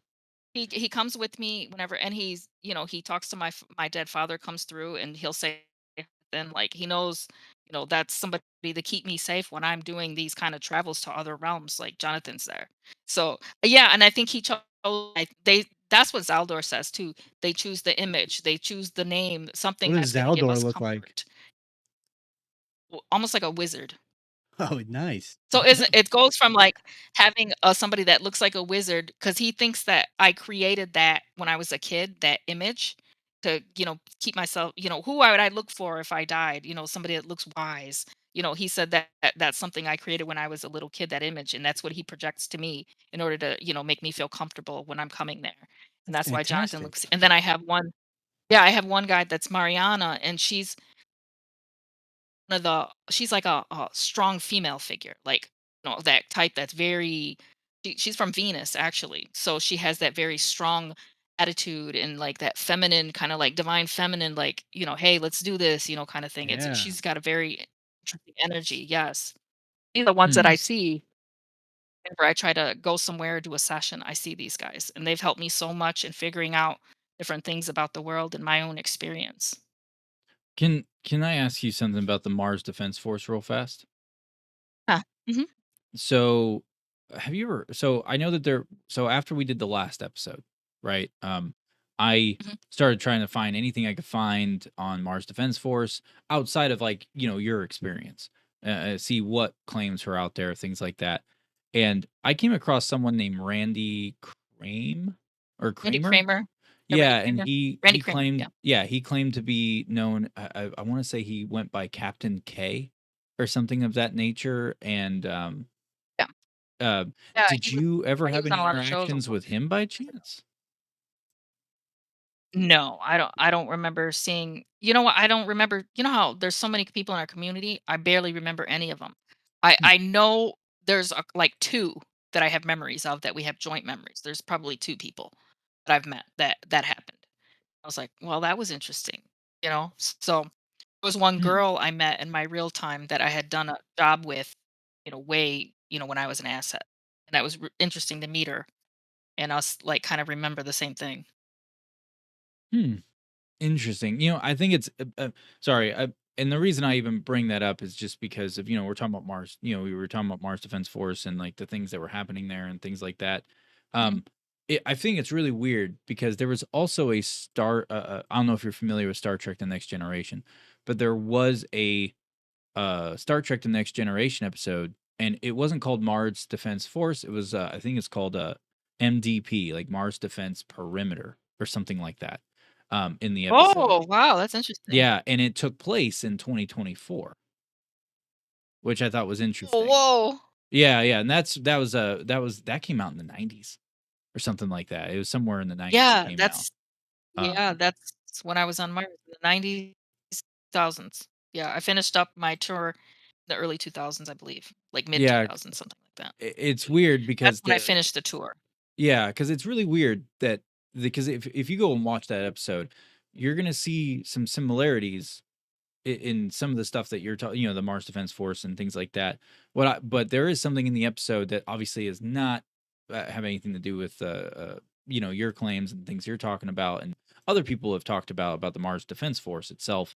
But in that episode, they're talking about how it's like uh basically like this it really goes along the lines of how there's like a few different like races, and there's like a multiple like human colonies that they're protecting and things like that. um and I think the whole point of it was that there was like the Borg or whatever the bad guy or villain was from that episode was supposedly going to like it was going to breach it or something in like the late well way off into the future, like 2200 or 2300 or something like that.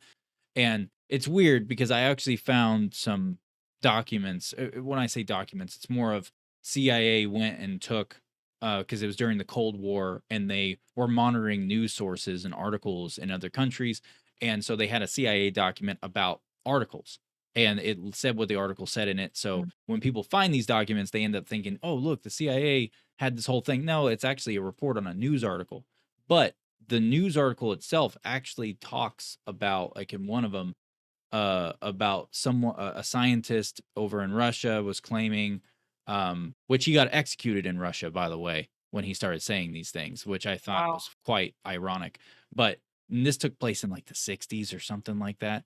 And this scientist claimed that uh, he didn't say Mars Defense Force, but he was saying that he was told by some entity that appeared like in his lab, because they were messing with particles and stuff, and I guess they opened some type of rift or something, according to this article, Oh, yeah. and basically saying that he was told by an unknown entity, all he could see was a silhouette of a human-like person, figure, standing in this weird portal that opened like a mirror in middle of nowhere in this lab, and basically told him and this other scientist that there was going to be a cataclysmic event on a galactic scale if like certain events are not stopped. Which I think is weird because because he doesn't say Mars, but he said that there was colonies on another planet within our solar system. He does say that in it too. So it just Mhm. he may not have had all the information, or but at the same time, maybe he did. This is just an article that the CIA was reporting on. So I I think it's really weird that that was being said. Something like that was being said back in the 60s, and not many people know about that article snippet that the CIA documented. Right. So I just want to throw it out there because it just adds throw some more juice in there for some taste. You know what I mean? Because Yeah, and it's wild. there's some kind of like OG kind of whistleblowers in our community that were in programs in the 50s and 60s. So, yeah, Mhm. they're the ones, yeah. They had the original info, kind of I learned a lot from them, because they're kind of Yeah. like the OGs and they have all that original info because they're kind of like Gen 1 or whatever. They have a lot of Mhm. different generations. Like my actual service number, which I got myself, is 6349. So that means I might be like a sixth generation. Say that number They have these again. different levels. 349. 6349. Mhm. Okay. Sorry. Whenever you said the number the past two times, it like kind of like cut off when you said six. So we were just making sure you were saying six Oh, three four that's nine. interesting. Yeah, it Right when is. I said Yeah. the number, it caught up. Oh, okay. We're being Yeah, it's watched. The 6349. Rowans are Yeah. looking at us. Yeah. Ronan. The Ronin. Trying to There you go, figure it out. Ronin. Oh, Mm. I have another interesting one. Um so when I was a kid, there's there's this so when people need to be taken, they call it my lab, which is military abduction. Mhm. And when they take you for training, the term that they use in some of the paperwork and forms is called initial think it's called initial reduction, and I don't know why they call it that. That's just the term that I saw when I was remote viewing it. But they have when it's children, they have people that go out and take the children home and things like that if they're needed to be used. So one of the times that I was taken from my house, I know it was I lived in kind of the Midwest area when I grew up, so it's kind of like colder. So it was during the winter and I had to be taken. And I remember this man came and he took me and he was wearing this huge because it was cold, he was wearing this huge puffy jacket. And when he picked me up, he was kind of like carrying me in his arms and he was carrying me outside. And I remember I looked in his face and I was like, "Are you a snowman?" And he said, "Yes," and he kinda giggled, and the name stuck. So, his nickname for his job with kidnapping children is he's called the Snowman. And actually, this gentleman, he really now he lives in Florida. He's still alive, he lives in Florida, and, you know, he's living a kind of a normal life, but there's something very sadistic about this man. But I just thought it was interesting that the name stuck and they started, teasing him, calling him the snowman, and then the name stuck, and now that became his kind of like code name is the snowman. God, you named a child abductor Snowman. Yeah, he's called the snowman. Wow. He's still alive. He lives in Florida. Yeah, grandpa. He's an old grandpa. I don't know what to say to you, Olivia. You I fascinate know this has been a doozy. you Yeah, this is a fascinate doozy. This me. one's been a doozy. I'm so you've This experienced has been a death. doozy. There's so much. You've traveled alternate realities. What have you not done in this spectrum realm that you're curious about attempting? So much. I mean, I could do this every day and it would never be enough for me. Like it almost becomes addictive because it you don't once you feel like the power it gives you to get away from this, the limits of this world and who I am here and to be like my real self out there, why am I here? It's almost like, why am I here doing this when I Yeah, can do absolutely. this? I could be traveling out to these, but I have a specific mission, and it's a mission of information. There's going to be a war of words at some point, and we have to get this information out. That's why I do it to get information to people. So how many books in this trilogy or this concept are you going to be writing? Because I know that you already have two. Do you plan on Yeah, doing I'm writing a maybe third one. a Yeah, third one? I'm Oh, good. writing a Yeah. third one right I now. believe you It's mentioned going to that be last called time. Do you have Yeah, an Harlem. attempt Title is Harlequin Rising. and what's the title? I apologize. Harlequin Rising. Harlowin Rising. So and Yeah. some authors have like 4 or 5 books planned out. Are you just going based off of the knowledge that you're able to remember, or do you have Yes. ideas for the future? Yep. Yeah, it has to be authentic. So I wait patiently to get the information that I need. I wait. That's why sometimes first book took me 6 months. The second book took me 2 years. Yeah. I have to make sure it's authentic and I'm getting, the right information to people and it's coming through me. I'm validating it with remote viewing. It's like a three-step process just to make sure that the information's correct. So that's what I'm doing. That's amazing. And if all of you listening have made it this far, make sure you go check out Olivia's books over on Amazon. Buy them up, check them out, read them. They are Mhm. we own several copies of them ourselves. We truly love the read, and we love Olivia. She's a wonderful person. So make sure you check it out. We're not done here, I don't think. I'm just making sure that we plug you because you haven't done it yet for yourself. So Yeah, I got to we make wanted to sure I make do it sure. for you. Okay. Um, Okay. go follow her on every single social media platform. She's on X, Instagram, TikTok, you name it. You're gonna find her everywhere. She has fascinating stories. Please make sure you check her out. So I was going to talk about something I saw during remote viewing, which I thought was really interesting. Was I was trying to, and this was on Mars, and they have so I saw a lab there, and I wanted to remote view the lab, and I wanted to see what they're doing there. So this lab on Mars is called Harcourt Labs. And when I went there, I went into one of the lab rooms, and I saw there was a scientist there, or two of them. And what they were doing is they had this being on a table, and I don't know the name of these people. They almost have like tusks. It almost looks like they have tusks in the front of their face. Scary looking, like Like a walrus type physically, tusk? not so much a walrus. It sounds so stupid, but almost like the predator. Have you remember he had those kind of like tusks when he took Um, his mask off in the front? yeah, he's better to keep Almost that like a mask tusk on. tied up. Yeah, so it almost kinda looked like that, like he had a tusk kind of face, but when I went what they were doing to him is awful, though. What they're doing to these people is terrible. These scientists are literally peeling their skin away and doing all God. different types of torture methods. They're trying to figure out, okay, so when they torture these people, call 'em people, I don't know what else to call them. When they torture these people, they're not giving a reaction in any way. They don't know how they do it, and they feel like they can learn from these individuals and how to make their assets and soldiers, super soldiers, stronger because 'cause they're not showing response to trauma. But the being, when they were doing it, I tried to remote view and why he wasn't showing a response. And they have created a way to kind of dissociate themselves, but this was stronger than anything a human could do.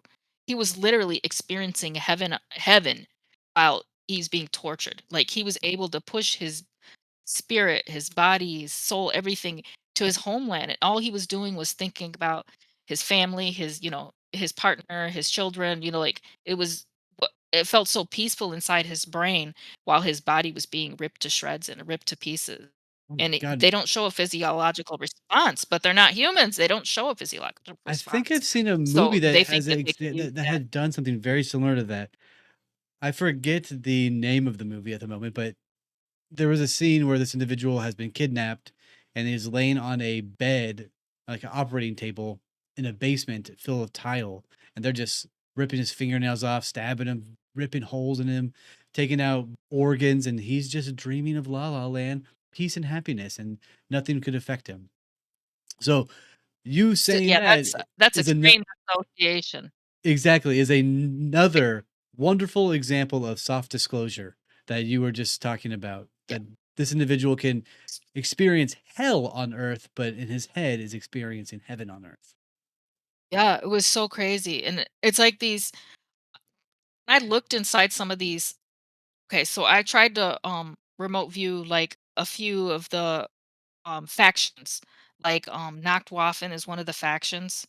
And there was another, Mars Defense Force is a faction, Solar Warden is a faction, Nachtwaffen is a faction. I tried to remote view some of them, and I looked inside kind of like the Nachtwaffen was they historically people think they're kind of like very, you know, serious, because they're a German breakaway civilization. They think they're very serious and, all militaristic and things like that. But when I remote viewed them, they were very chill. They were watching soap operas, they're playing ping pong, there's people, just walking around chatting and doing that kind of thing. It was totally different from what people would think that they are. But I was kind of looking in some of the brains of like, in the lab areas and things like that. And they're using some type of chemical called EG5, and it's like a blue type liquid, and it's doing something to their brain, and I don't know what they're doing, but they're changing themselves. They're not gonna be the same if they keep doing this, changing who they are and how they interact with people, and it was so strange to see them using this to be different. And what this blue liquid is doing something called syncretized gamma expression. And trust me, when I said this under trance, I have no idea what it means. So trust me, I don't know. I know all I know is it comes from a different place. I don't know where it came from, but they said it's doing Syncretized gamma something expression? gamma expression. Yeah, and they said that so the brain of the people said that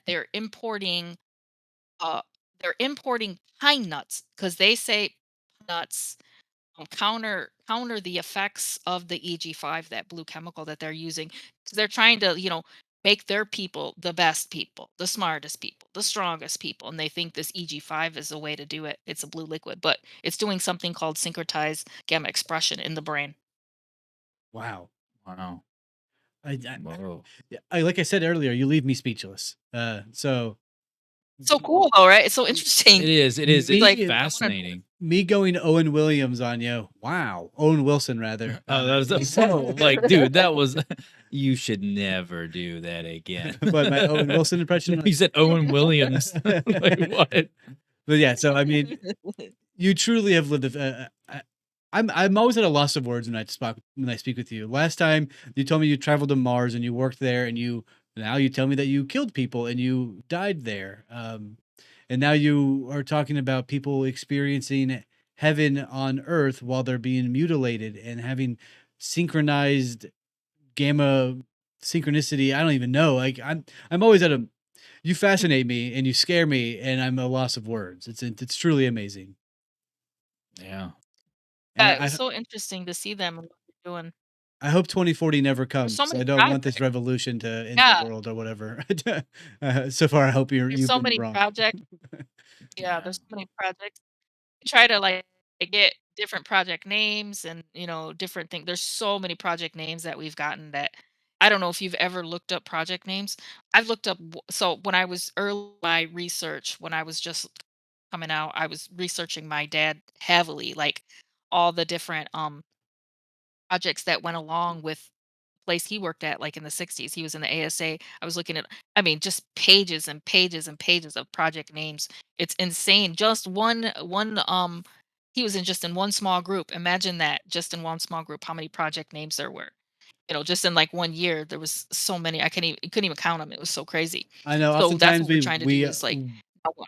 over here we always try to find different shows to watch or different not shows, different projects to study and bring an episode to our audience. And as you said, there's a unlimited amount of projects out there. We There will is, we'll type or in and some that are FBI projects, documented. Yeah, SSP projects, and then there's thousands to go through, and all of them are some of them are intertwined together Mhm. to confuse you, and some of them have a name that has been changed because it got leaked, and it's difficult to understand the veracity and the scale of how deep these projects actually go. So you coming on here exactly. and And there's so opening many. up the light of them is endearing, and we thank you because there is a lot of data that you're sharing to the world, and it's very brave that you do that too. Yeah. Yeah, there was a couple of project names that we found. One was called Project Barnstorm. They created that like in the 50s. Project Spectre too. It was like a early 50s, 60s type projects, and they were trying to find it was early testing. They were trying to find, this was like a frontline assessment to find assets that would be ready. And obviously they're testing children. Mhm. That is the time frame they want to get their assets is as children for mind control. So as Project Spectre, they were doing a lot of like if you've seen those people that when they're doing training for like NASA, they're spinning and doing these crazy things where they're spinning them around really fast. Yes. So this was kind of like a test Well, for intelligence, wait. intelligence gathering. So they put this kid. Yeah. Wasn't wasn't Project Spectre also I believe there's another name for Project Serpo and like MJ12, all that stuff. I believe Spectre is listed in there somewhere.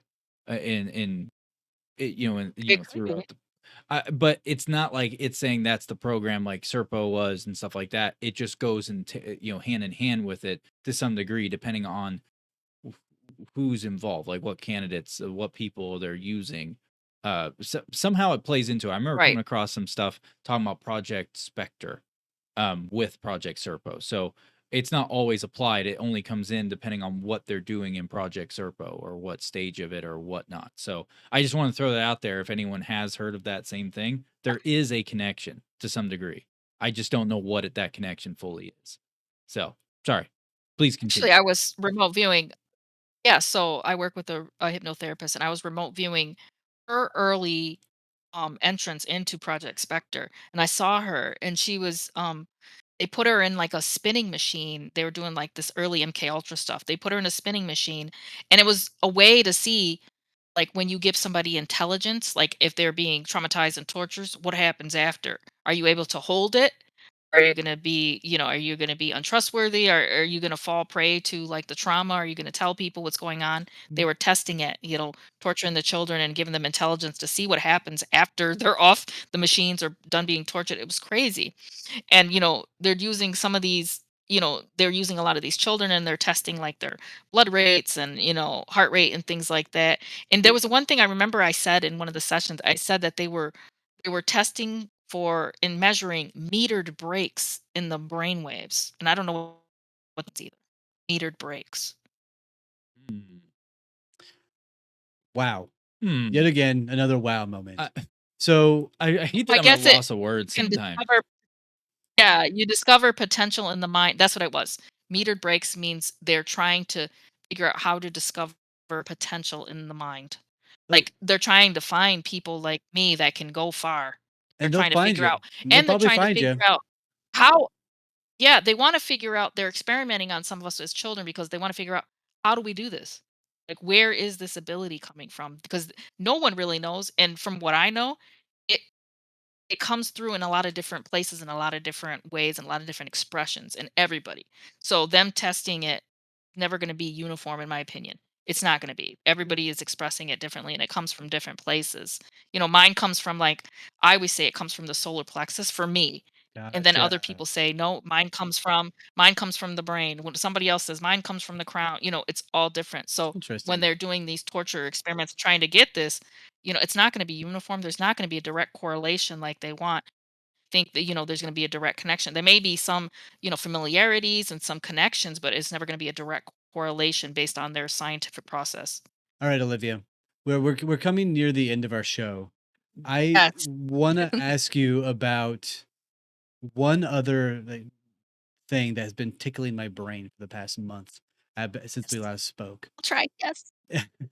Do you know much about the SSP and the Magnificent 12 and how factual these concepts are of them all traveling intergalactically to venture for eons?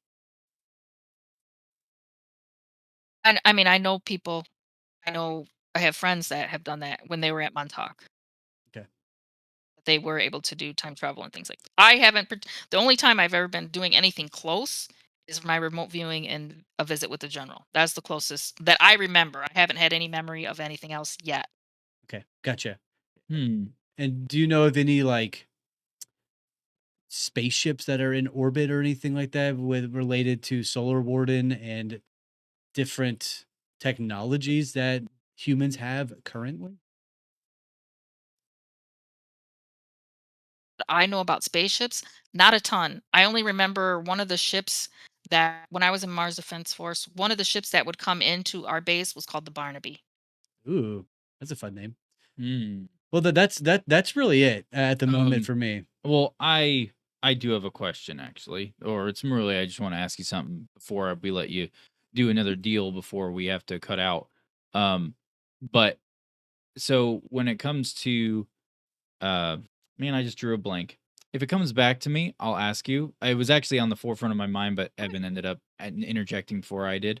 So I'll let the time go back over to you so you can try to get more out if possible. And if I remember it, I'll ask it right before we close out. So yeah, I don't know. Are we headed ended? Are we I would finishing say up now, I or would are say we like gonna 10 minutes. A little good 10 minutes. 10 minutes? Yeah. Is there any particular that you felt like I should speak on that you thought was really cool, or Honestly, I would say I really want to talk about the parasites in the blood.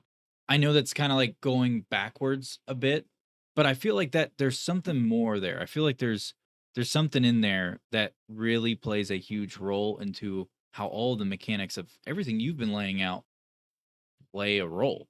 And I feel like the blood aspect and the parasite aspect, there's something connecting there. There's something big. I feel like that plays a very vital role in how different technologies work. I feel like it's being used, and because in the first part one of the episode we did prior, you had talked about how the jinn, how they got into how they got into somebody was through parasites in the blood.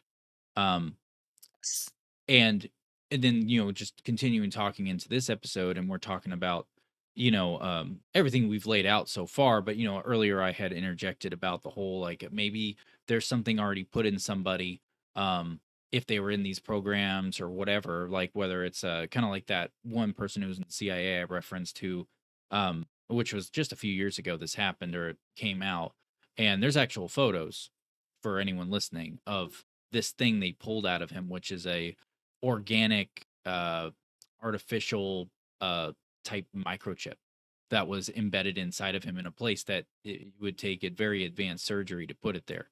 Um, so it's just like I really think there's some type of connection, and I just didn't know if you I have had one of those in my eye.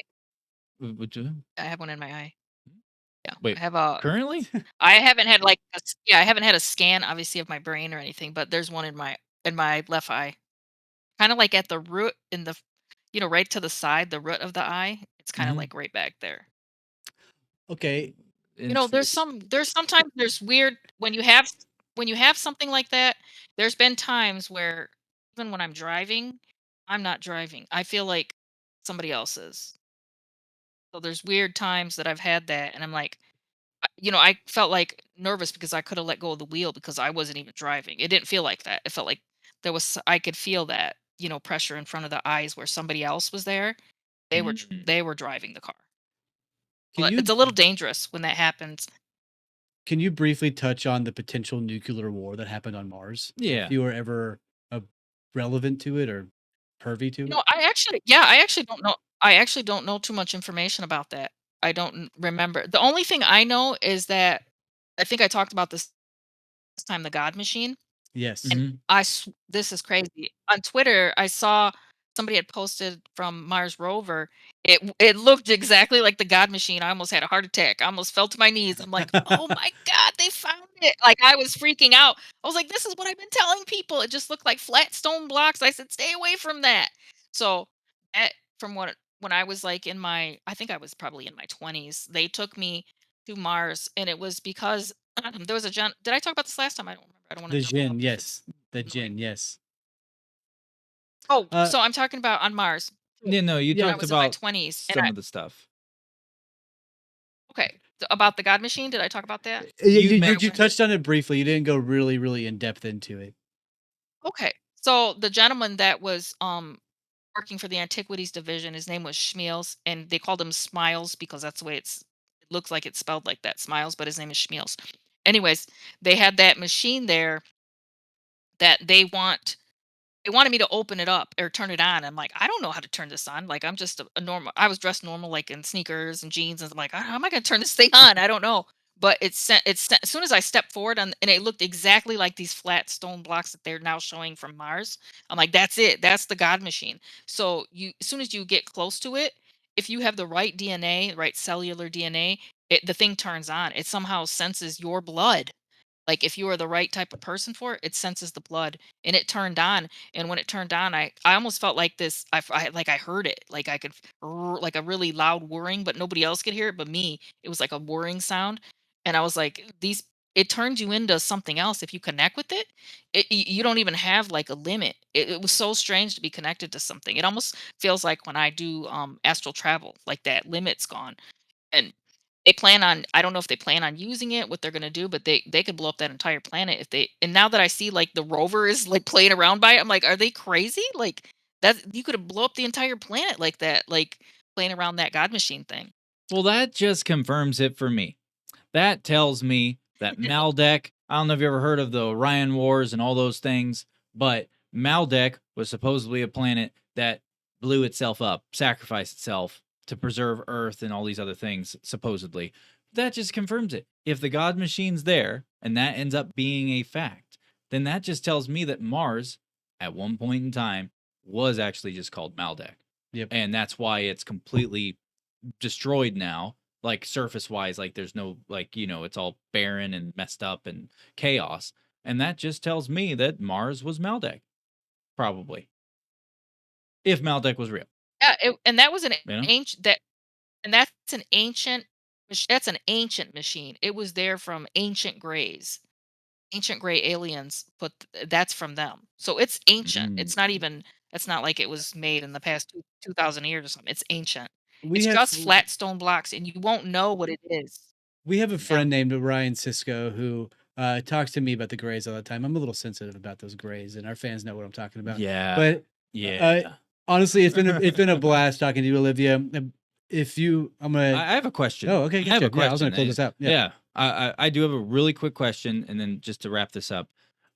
So the God machine. Now, when you said you approach these flat stone slabs, right? Now, that's just what is visual on the surface. Does that mean that there is a larger Uh, structure that's below the surface could that be you know? yes. It's a pyramid. It's a pyramid. It's a flat top pyramid, and the stone block is just the top of it. So Oh. people just think it's a flat stone block, and they're just walking over it, probably not. But the antiquities division, the ambassador Schmiels, he knows there's something to it. That's why he's there, and that's why they. And this was a long time ago. This was like, I don't know, Mm. almost 30 years ago now, that they were trying to get these machines and figure out what they probably have so many people that could work on these, and you know, their technology is so advanced now, just from finding these old ancient, ruins that they can, use and modify for their own Yeah. purposes. Well, it just makes me wonder. So just so I'm picturing this correctly about the God Machine. The God Machine is basically what you're describing is on the surface value, the slab, people walking over it. Yes. Underneath that, so it's out of the visual vision of anyone. Basically below that slab is the top of the pyramid. And then below the ground somewhere From what I is the know, rest of the pyramid. And it's just from bare. what I know, it's like a yeah, it's like those one of those old Mars pyramids. It just Mhm. looks like a flat stone slab. Nobody's gonna know 'cause it's so deep. You're not gonna know So would unless the they dug out. They sorry, keep going. no, just because I didn't know when I walked towards it, it Mhm. just looks. I did. I it's just sand. Then there's like a flat stone block. That's it. They Yeah. said turn it on. I pulled it up on I'm our like, X. I see that you okay. posted it. Oh, nice. Yeah. Oh yeah, Um, yeah. That's it. That's what I thought. It looked like the God Machine. so can I ask one more small question, and this will be the last from me, and then hopefully we have a part 3. I Yeah. really hope you come back on. I want to keep talking to you about this. Like, I have a plethora of other things, but I've been trying to keep it all centric to our current conversation. So obviously it could destroy stuff, right, on a large scale. This God Machine. Is there other purposes of this God Machine outside of just destruction? Like, is it capable of creating planets? Because if it can destroy something on a massive scale, does that mean it can create something on a massive scale? Like, I don't know if you know that information or not. Obviously, your information is limited because it's not like, oh, hey, I'm the architect, I'm the person. You just kind of got thrown into this, and things have been, you've Yeah, been I getting did. more and more information. So, do you know of anything else besides destruction on it? Like any other detailed information of that nature of something it would be doing or Some it could do? ultimate power for a human. So humans are going to want that because we're kind of limited with our physical body, and it gives you more. It helps you get past that physical. So If you know basically what, you can be it something else. it It's ultimate amplifies power your for a brain. human. So your brain Amplifies your matrix. body, your Yeah. brain, everything. You So I you could get turn into. jacked? I want You a could. meat. It could Way be ahead of you, extremely dude. fast. Way ahead of you, bud. Yeah, he's like, yeah, dude. Sorry, he likes to But it make make you jokes. feel. It also makes you feel like you're gonna set on fire. It Oh makes you feel no. like you're That's gonna burn tight. up. I work out in Yeah. 100-degree heat. Let's go. I don't want to. I don't want I'm to just kidding. feel I'm like just I want to kidding. No, burn no, up. no, I no. just want to burn up. I just want to burn up. Well, no, it's. I just find it all, especially the God Machine aspect. It's very fascinating to me, because I've come across things of other, theories and stuff, and no one's ever labeled it a God Machine. But I have heard theories of this nature about potentially a pyramid or numerous pyramids that are on Mars, from remote viewers who apparently have images like that one. I forgot his name. He's very old now, but he did a bunch of remote viewing for uh the CIA and all that stuff on Mars, and Oh, he found Itzhak like a Bentov. monolith. Bentov. That's the Yeah, his one. name is Yep, that's Bentov. him. Itzhak Yeah, Bentov. and he talks about pyramids. He talks about all that stuff, and it just really makes me wonder, about our pyramids we have here. Our pyramids that we have here. If we're entertaining this, and this is the what we're going to be perspective we're coming from. I wonder what because like they just made that discovery on the pyramids in Egypt on the what was it? Which one was it? Giza or Yeah, Giza. Yeah. yeah, where it's got these columns that are going down with these like coil kind of wraparounds to these chambers, these two giant chambers that go down like what, basically a mile. Yes. Yeah. So it just makes me It was wonder: half a mile. Yeah. is that our God Machine that's here, or is it like a power source, or is it like something that's containing like an armory or something? Who knows? I have no idea. Um, because I it's got a all feeling speculation. some people know. I got a Mhm. feeling that some groups that know, and Well, that Olivia, go they're find probably out for tasked to keep us. that secret. I Yeah. know, I have to sneak in. Yeah. Yeah, go over there. Go see Yeah. what's Well, going what on. I find Go look for the gold in Fort Knox while you're at it. What's going on, huh? what I find really curious. Exactly. This is the last thing I'll say, and then I'm gonna be shutting my mouth. But I think it's really curious about the pyramid situation where they discovered these things below, right? Because there for a long time, everyone was saying there's nothing below there. We've done scans, there's nothing. They claim that they did scan. These archaeologists claim they did these scans years, long time ago, like 20 years ago, 30 years ago. But there was a handful of archaeologists who basically got their names and reputations tarnished, careers ruined, saying that's not true. We scanned it. There's stuff below there. We just have no idea of how to get to it without this, like tearing stuff up, you know?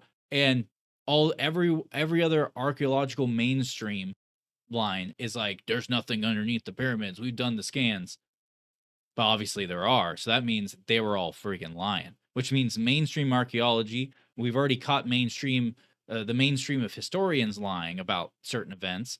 And that's come to light over the past like 10 to 15 years. So it just really plays into more of what you're talking about and what we're talking about, that it's just like, there's a very high probability there's a lot more going on that no one knows crap about. Yes. And it just plays into all Right. this even more. And it's just, I don't know. My brain hurts a little bit thinking about everything. Yeah, I'm me not too. going to lie. Wrapping my head around it. It hurts, but it doesn't. Like, it's like a good hurt. You know what I mean? It's kind of like when you work out and you get that Yeah. such a deep burn, dude. Going for 1,000 reps, bro. Like, it's a good burn, So it's just like, I don't know. My brain's going to need a recovery after this, like just a marinate on everything that's been talked about. But that's all I've got. I just was curious of what you thought about if there's any kind of correlation between the pyramids here and that discovery. If by some chance you have an inkling of an idea, that your own personal theory on it. I I think I just know that I've come across some different groups in my work that were hiding information. I don't really say their names, but some are kind of known. I call one group the board. It was The Obama, wasn't it? regular name.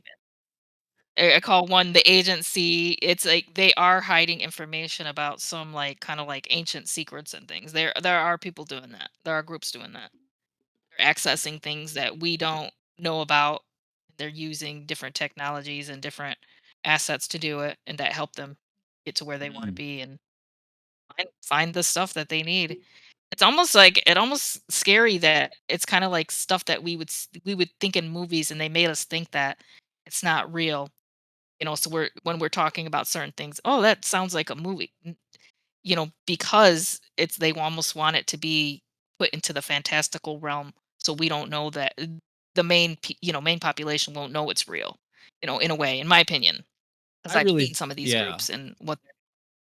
Oh yeah, I really think that the movies. I'm really inclined to believe it almost at this point. I'm like 90% there, where because we already know CIA has a budget for movies, and they've been doing that for a very, very long time. We know that there's other government agencies that have budgets for Hollywood movies and all that stuff. And it just that's a red flag to me. It's like, why would the government have a budget for Hollywood movies? Unless Exactly. this is part of a long play, a long chess move where it's slowly exposing people to this imagination narrative of like, oh, look, it's just a movie. It's all for fun. It's all fake. It's sci-fi. When in reality, there's as movies have progressed coming out since like the 70s, especially going to now, it's like it's like almost as like when they started, it's like, let's put some like 10% truth in this movie, 90% made up. But 10% of it, you don't know what 10% it is actually true and actually something that is real. And people think it's all science fiction, so they don't believe any of it. But as time has progressed, it's like it's become more and more overt, as if it's like a long chess move for a slow disclosure through media and entertainment. So people are desensitized to when things finally do come out. It's like, to some people, it's, oh, no shocker, duh, whatever. I'm going to keep going to my 9 to 5 job every day. I'm not, this doesn't pay my bills. I'm going to still go to work, and they like completely desensitize and don't care, to where also on the other hand of it, it's like a dual edged sword, right? Like the other side of it is, oh, well, now we can just, people can look crazy. Like they watch too many movies and they're nutcases, so it's Yes. just, Yes. that's what it kind of translates. And I'm 90% confident that's what I'm thinking is the reality that we live in at this point. So yeah, I don't know. It's all wild shit. What do you think, Evan? Exactly. I think I don't want to live on this planet anymore. I want to be an intergalactic traveler, like much like Olivia. Olivia, Yeah. can you teach people how to do this? Because I want to learn. I don't know. I don't. You know what? It's weird because I don't even know how I do it. Really, Well, that's it's not just fair. like an innate ability. I know. I don't even know how I do it. But that's not I'm always fair. surprised when I do. I Uh, think everybody does have a capacity to do things like this, though. I think they do have a capacity. It's just, it takes a lot of practice. It takes a lot of, consistency, that kind of thing. Well, I hope that more people figure this stuff out, and I hope people become more in tuned, and especially if all of these things turn out to be 100% real across the board, like of everything, then it's just like I really hope people waking up and they get more in tune with this, and we can make the right decisions as a collective and avoid some type of cataclysmic world-ending event in the near future. Because yeah, that would suck. So let's hope that everyone, yeah, that's all I really got to say about it. I'm still wrapping my head around all this stuff right now. Olivia, as Uh, always, it is fantastic yeah. to have you here. Well, we're going to go ahead and wrap it up here. Yep. Thank Oh, you. and Yeah. please don't go anywhere. Oh, sorry, I hit the wrong button. Please don't go anywhere. We'll say our proper goodbyes to you after we close out the episode and everything like that, or the live stream. So, but you were about to say something, Evan? Yeah, I was just going to shout out to our people who made our intro song, David Southerner and Dustin Beck. Thank you so much. Make sure everybody go check them out on Instagram. That is David Southerner. And thank you for Bad Cat Studio for providing art and things like that for the studio and for some bumpers that we use. Thank you so much. Other than that, thank you, Olivia. We will catch y'all next time. Yeah. Is there anything you want to say before we close out or before we jump off? Just say thank you for having me back on. And if anybody has questions, they can reach out to me on social media. Oh yeah. Yeah, everyone please reach out to you if you have any questions. And I really hope that you want to come back on and do another one. Because I have a plethora of things I want to talk to you about still. And, get it out in the air and like kind of peel apart layers of it. Because I wrote notes, and unfortunately our conversation, the way it flowed, we didn't really touch on some of those areas. But that's why we're gonna do another one. Always next time. And peel it apart. Okay. Yeah. Well, All thank right, you so thank much you. for joining us. You are awesome to always have on and talk to. And it's just always a wild journey, but in the greatest way possible. So, with that being said, we appreciate everyone for tuning in. And like always, stay uneducated. Yup.